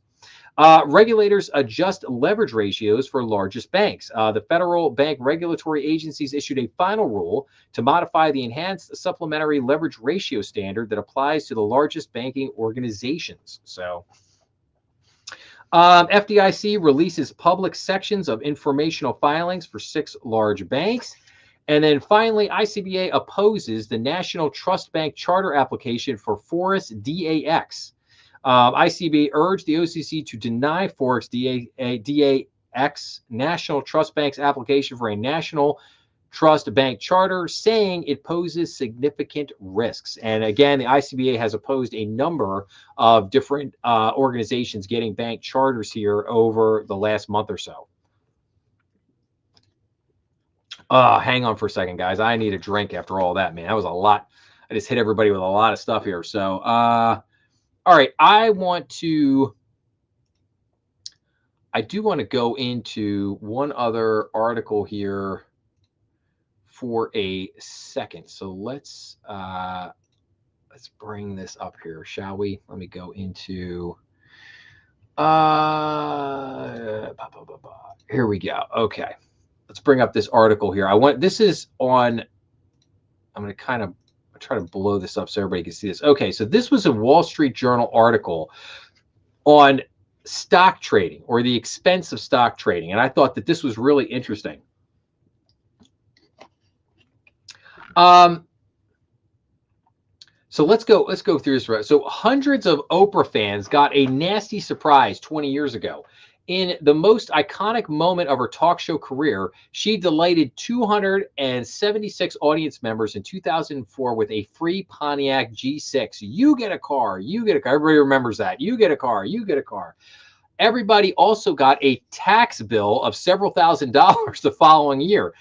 There were some lightly used Pontiacs for sale, and lessons learned. So in other words, as I tell people all the time, there's no such thing as a free lunch, okay? There's always something to be paid. Wall Street has learned something about free stuff too, and executives are still pinching themselves. About half of all new U.S. brokerage accounts between 2016 and 2021 were opened at upstart Robinhood, which built its business around having no trading commissions. When much larger competitors Schwab, TD Ameritrade, E-Trade, and Fidelity finally followed suit, it was a scary moment. Not everyone is going to survive this, predicted one expert cited by the Wall Street Journal in 2019. However, they didn't just survive, they boomed. Schwab shares are up 150%. Morgan Stanley snapped up E-Trade for a big premium, and its chief financial officer gushed about the jump in business in 2021. More clients, more engagement, more activity, more cash, he said, calling the numbers of trades off the charts. Brokers didn't account for the zero price effect. Introductory college economics classes teach us that lower prices spur more demand, but that goes into overdrive behaviorally when hedonic goods, things or services that are enjoyable, go from cheap to free. Judging by the surge that followed, stock trades really must be fun. Average daily share volume on and off U.S. exchanges has nearly tripled since 2017 and is up by a lot more than that in dollar terms. The frenzy has more than made up for the loss of commissions. Brokers have other ways of being paid, such as holding your cash, or for some, payment for order flow. Payment order flow is this. Okay, this gets back to the notion of there's no such thing as a free lunch. Payment order flow is another way of basically saying that banks are selling your trades to high frequently trading firms. Citadel. And Citadel then basically what's called front running. they front run your trade. Now, again, this is totally oblivious to all the retail investors. This happens literally within a fraction of a second. And high frequency trading firms like Citadel may make, they might make pennies. But when you're doing millions and millions of transactions, those pennies add up pretty quick, and they get those pennies every single hour of every trading day. And that money rakes them in billions of dollars in revenue from basically being able to pay for payment order flow. It sounds so nonchalant, so innocent, so not a big deal. Now, what is the so there were a couple of books that were done on this back in like 2013, 2013 called Flash Boys by Michael Lewis, which created a huge controversy on Wall Street, which Wall Street was basically very successful in tampering down all the conversation on payment order flow. But then you also had a book called Dark Pools, which came out from Scott Patterson.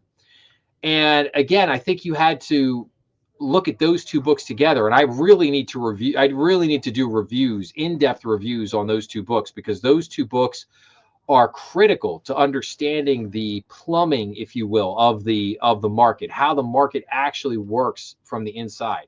But anyway, I digress. So let's continue on here. So that means getting compensated by market makers who take a tiny cut to handle trades off of a stock exchange. Okay, again, a very innocent way of saying you're getting screwed. Okay, that's what that is. All told, the profits that have flowed to brokers and market makers and the increases in their market value easily add up to $500 billion. Not too shabby after making their main service free. That doesn't even count exchange-traded fund issuers who are enjoying a golden era. And let's not get started on SPACs, which boomed, busted, and are making a comeback. The laws of economics haven't been rewritten, though. Very active investors probably feel better off because the value of all U.S. stocks has risen so much, but proportionally more of their wealth is being left on the table through booming share and option trading or gimmicky ETFs. Studies show there's an inverse relationship between how often someone trades and their returns. Those foregone gains go somewhere, and it isn't money heaven.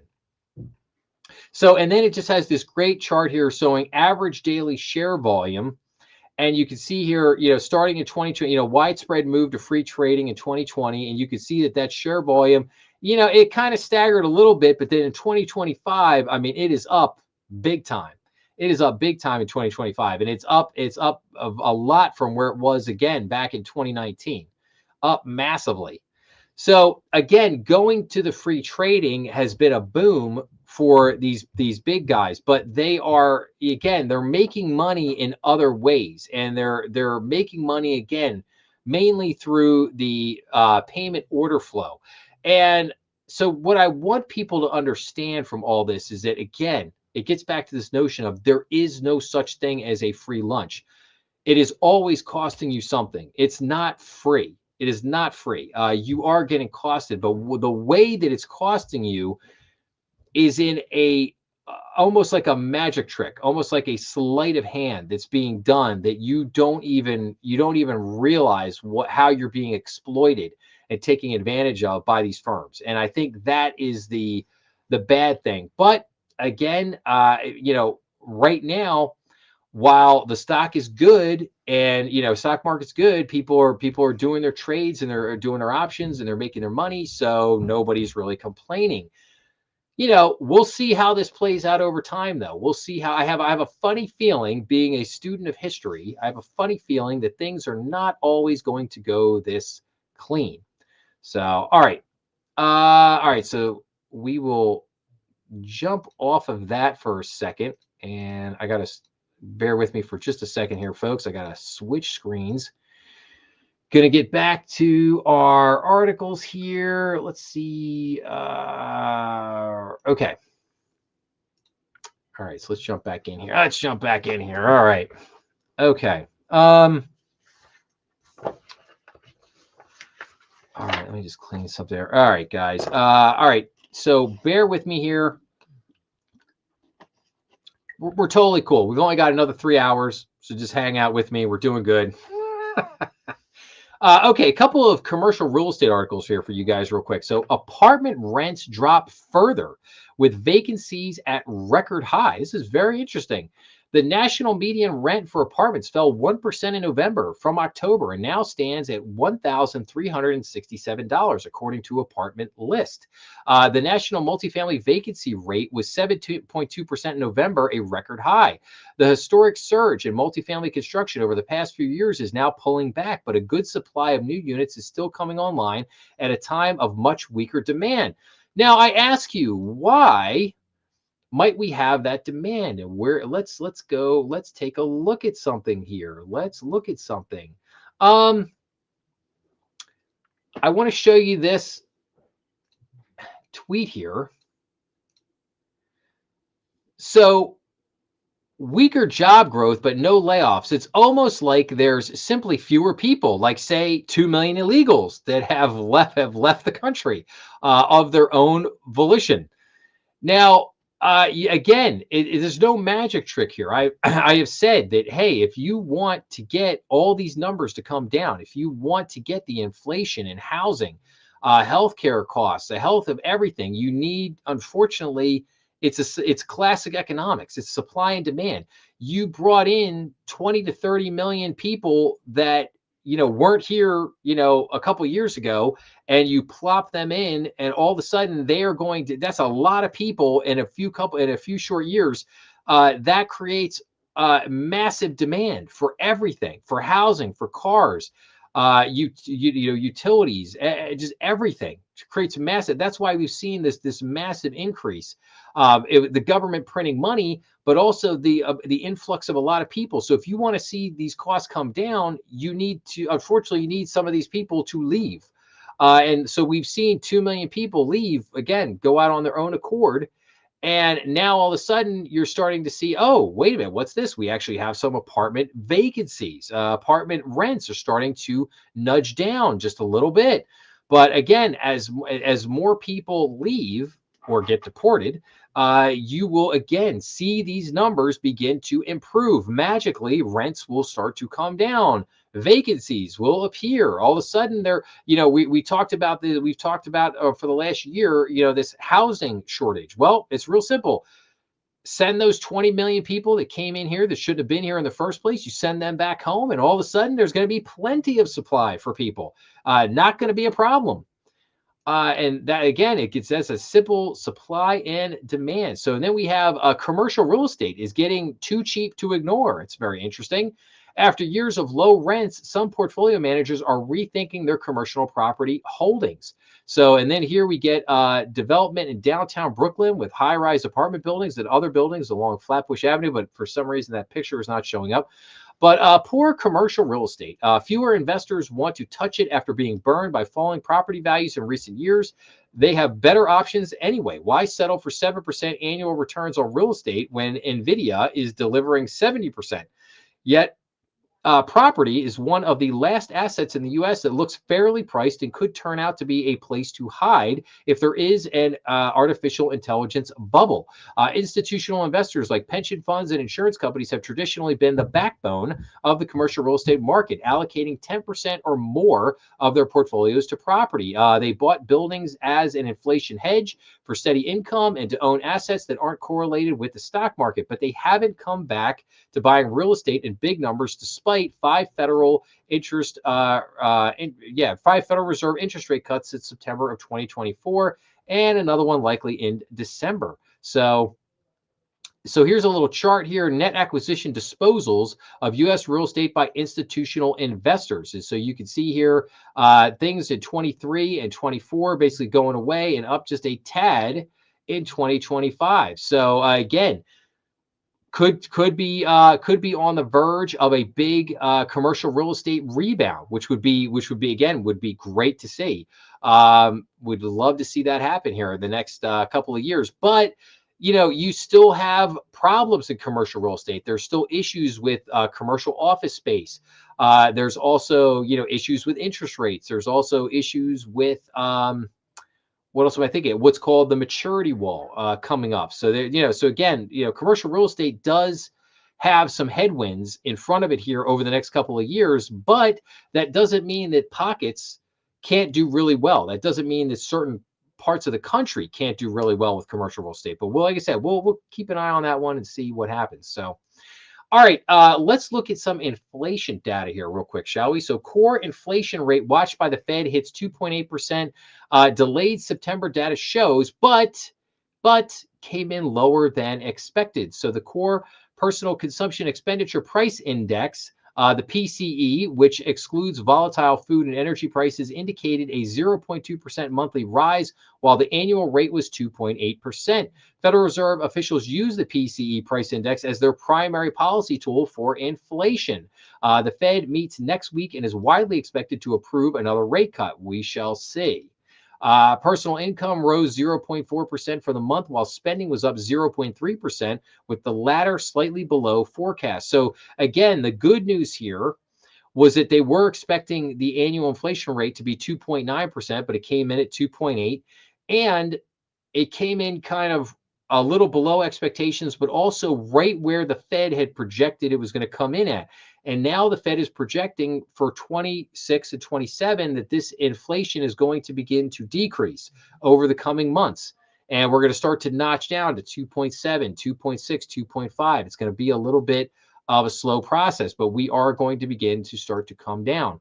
Now look at this.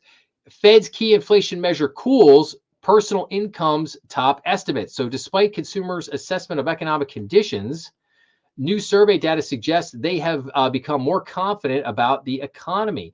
So the Federal Reserve's preferred inflation gauge cooled unexpectedly in September, while Americans' incomes outpaced economists' forecast. So inflation in the core personal consumption expenditure price index, excluding, again, food and energy, slipped to 2.8% from 2.9% in August. According to the Bureau of Economic Analysis on December 5th, economists had expected the measure to hold at 2.9%. So again, good information coming out there. U.S. weekly jobless claims fall to the lowest level since September of 2022. So continuing jobless claims also edged lower for the second straight week to a 2-month low. So the number of Americans filing for first-time unemployment benefits declined to the lowest level in more than 3 years. New Department of Labor data released on December 4th show for the week ending November 29th, initial jobless claims fell by 27,000 to 191,000, marking the fourth consecutive weekly drop. Economists had penciled in a reading of 220,000. So again, very interesting. What's going on here with initial jobless claims? So again, nowhere near as bad as you would think, right? Economic confidence slips to 17-month low. Holiday spending plans weaken.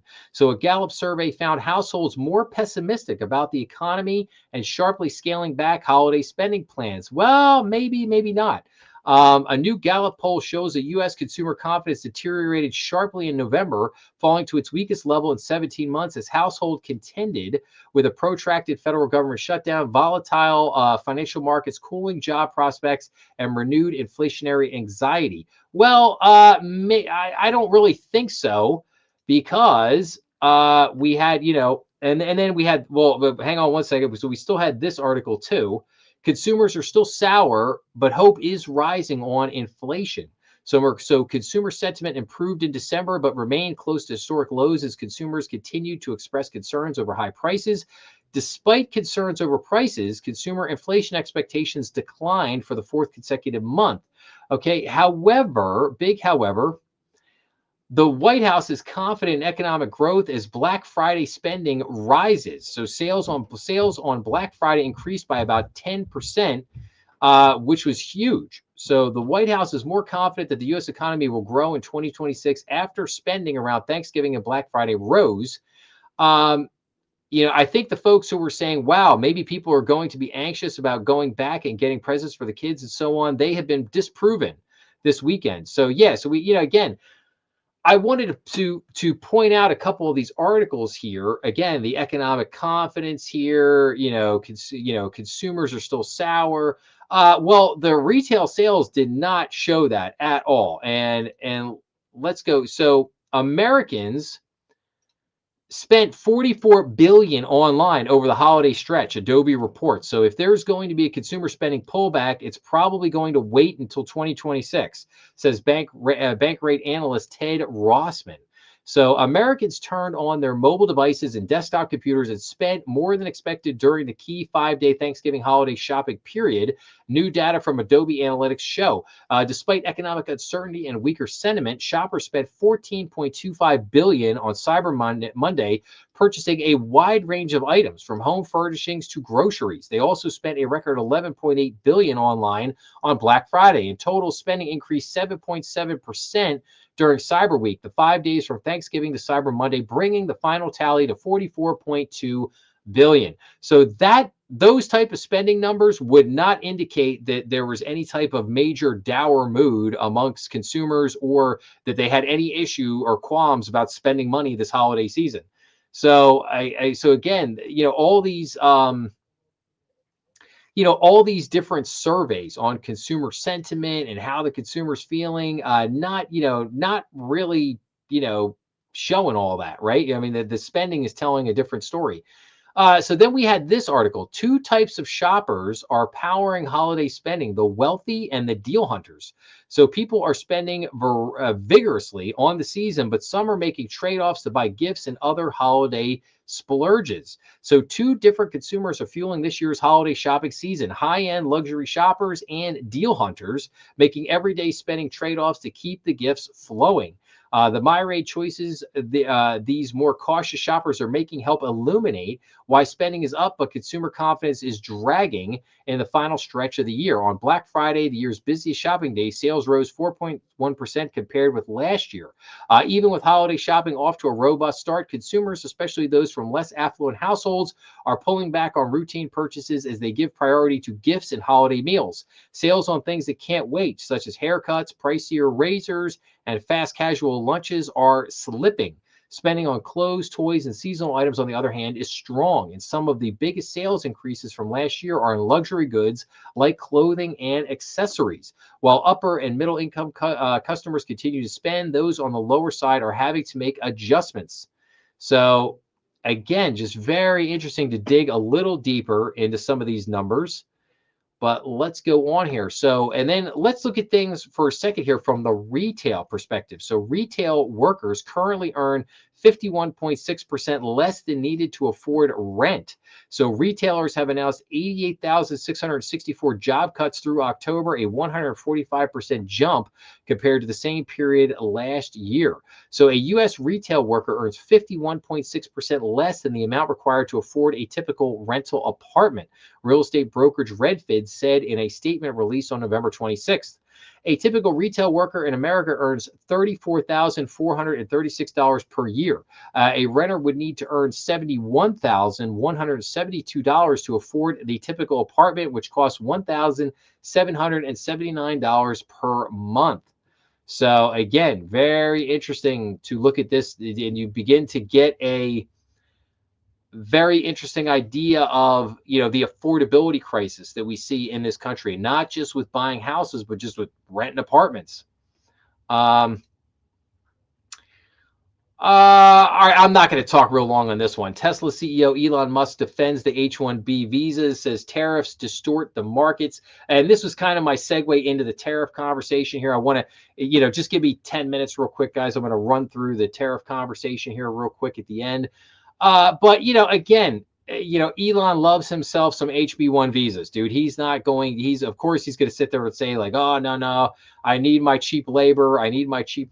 So nothing real shocking on that end. So now this was really interesting. Trump officials signal tariffs are here to stay regardless of the Supreme Court ruling. Now, this is going to go before the Supreme Court. Supreme Court's looking at this, and they're going to make a ruling on whether or not it's, constitutional for Trump to basically renegotiate and level these tariffs on all these different countries around the world.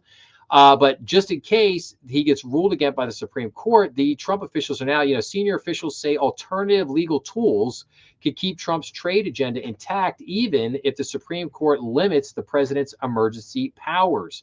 So President Donald Trump's top trade officials say the administration's far-reaching tariff program will remain intact even if the Supreme Court curtails the president's use of emergency economic powers, signaling that the White House has already mapped out alternative authorities to preserve its signature trade action. In a December 5th appearance on Politico's The Conversation podcast, U.S. Trade Representative Jameer Greer said the administration has prepared fallback tools for years and made clear that Trump's tariffs architecture will endure regardless of the legal outcome. We've been thinking about this plan for 5 years or longer, Greer said, adding that while the administration expects to win in court, it does not believe the tariffs themselves are at risk. So, okay, we'll take that on face value for the moment. Trump gives most direct endorsement for abolishing the federal income tax. The president made the comments during a meeting with his cabinet on Thursday. So President Donald Trump on Thursday provided his most direct endorsement yet that he believes his tariff policies would generate enough revenue to abolish federal income taxes. Trump told reporters in a cabinet meeting that at some point in the not too distant future, you won't even have income tax to pay due to revenue produced by his administration's tariffs. I don't know about all that. I mean, we would have to bring in trillions of dollars in tariff revenue in order to replace the income tax, and I don't see that happening. I mean, again, we could bring in upwards of 500 or 600 billion in tariff revenues, which would be fantastic. But I don't see that jumping up into the trillions of dollars. I just don't think that's realistic. But let's look at this for a second. So tariff revenue did hit a record high of 31.4 billion in October. So October's haul set a new monthly high as Treasury data showed soaring customs receipts under President Donald Trump's tariff program. So tariff revenue surged to 31.4 billion in October, setting a new monthly record as the Trump administration's trade policies continue to remake U.S. trade flows and reshape the federal government's balance sheet. The monthly Treasury statement on October, published on November 25th, shows net customs duties totaled 31.4 billion, surpassing all prior monthly readings and marking the strongest single-month tariff haul since the modern reporting era began. Treasury records show gross customs receipts of roughly 33.1 billion, offset by about 1.7 billion in refunds, resulting in the 34.1 billion net figure. And I think that, again, I think going back to our chart here, tariff revenue is now approaching 369, almost 370 billion on the year. So like I said, when Trump says that he can get to 500-600 billion, again, you're looking at, and this is only like a partial year of these tariffs. So, I mean, you get a full year of these tariff income next year. Yeah, you could see 5, 6, maybe even 700 billion in tariff revenue next year. So again, you're going to see this. You're going to see this play out. However, will this be able to get rid of federal income tax? Again, nah, I don't think so. But again, you're seeing record tariff income, which is fantastic, and it really annoys me that you do not see this on the news. They never report this. You know, they want to give you all the fear porn. About tariffs are they're going to wreck the economy, it's going to destroy the economy with these trade deals and these countries, it's not fair trade and all this other BS. But they never tell you the other side of the coin, which is the massive amount of tariff revenue that is coming into the U.S. coffers. They just and it just annoys me that they don't present a fair case. Business investment surges as key capital goods indicator beats forecasts. So core capital goods orders soared in September, while broader business surveys point to strengthening U.S. industrial activity. So yes, so in other words, this stuff is finally starting to kick in. Japanese billionaire plans sprawling series of Trump industrial parks. SoftBank's Masayoshi Son seeks to use hundreds of billions of capital from Japan trade deal.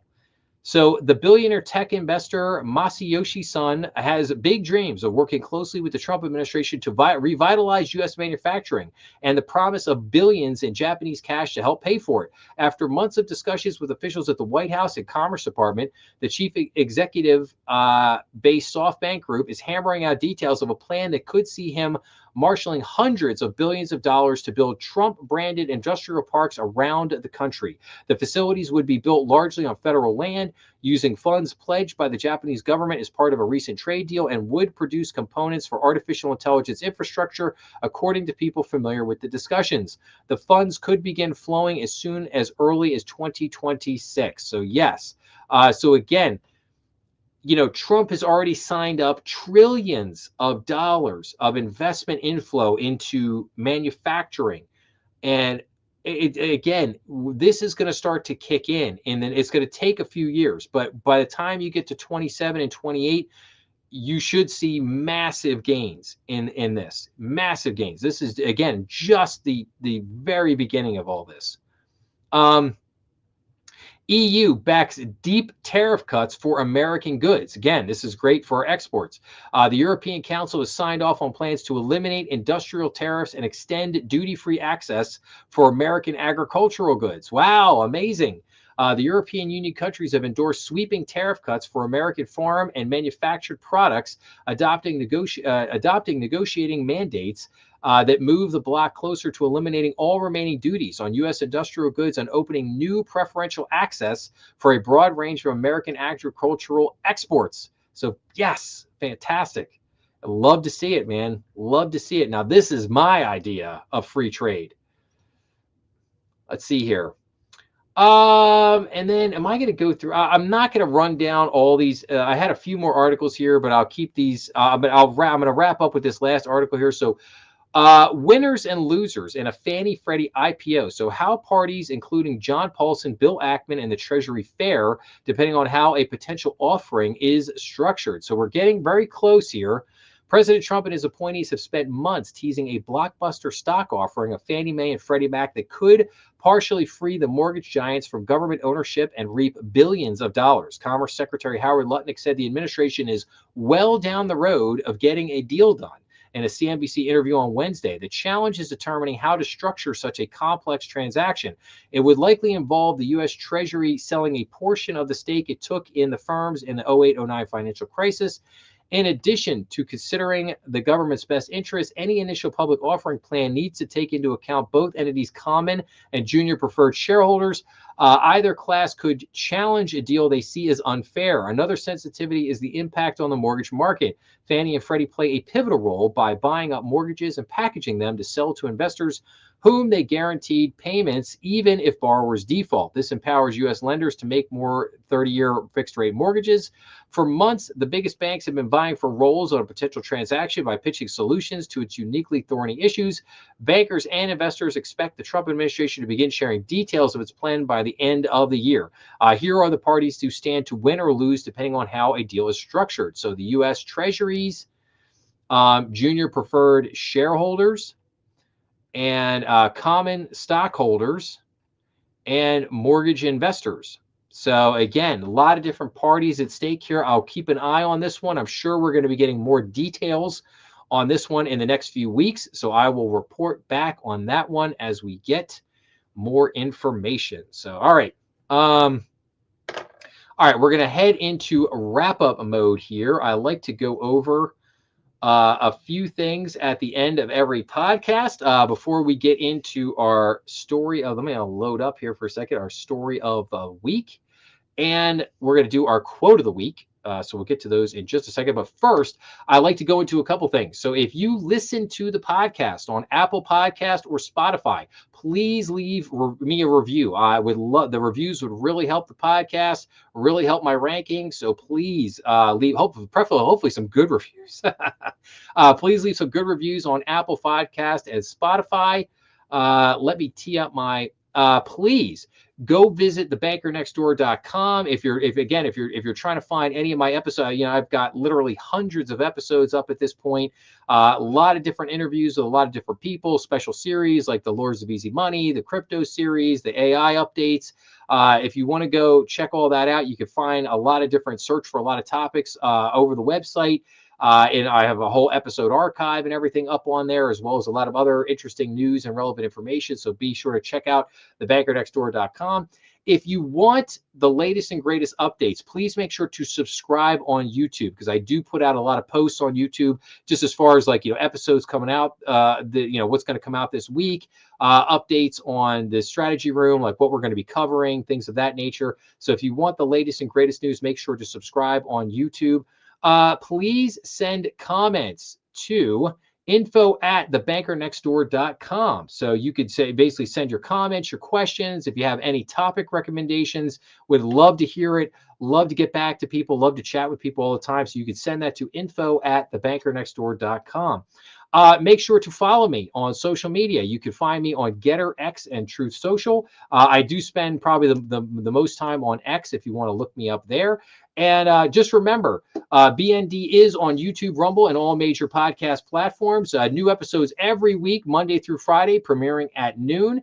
And the BND Strategy Room live stream is every Saturday night on YouTube at 8 p.m. And hopefully in 2026 coming to multiple other platforms. I would really like to get streaming on X. I'd like to be streaming on Getter. I'd like to get streaming on Rumble. So again, hopefully adding some more platforms here in 2026. Okay, so let's go to our story of the week. So our story of the week this week is legal tender. So legal tender is anything recognized by law as a means to settle a public or private debt or meet a financial obligation, including tax payments, contracts, and legal fines or damages. The national currency is legal tender in practically every country. A creditor is legally obligated to accept legal tender toward repayment of a debt.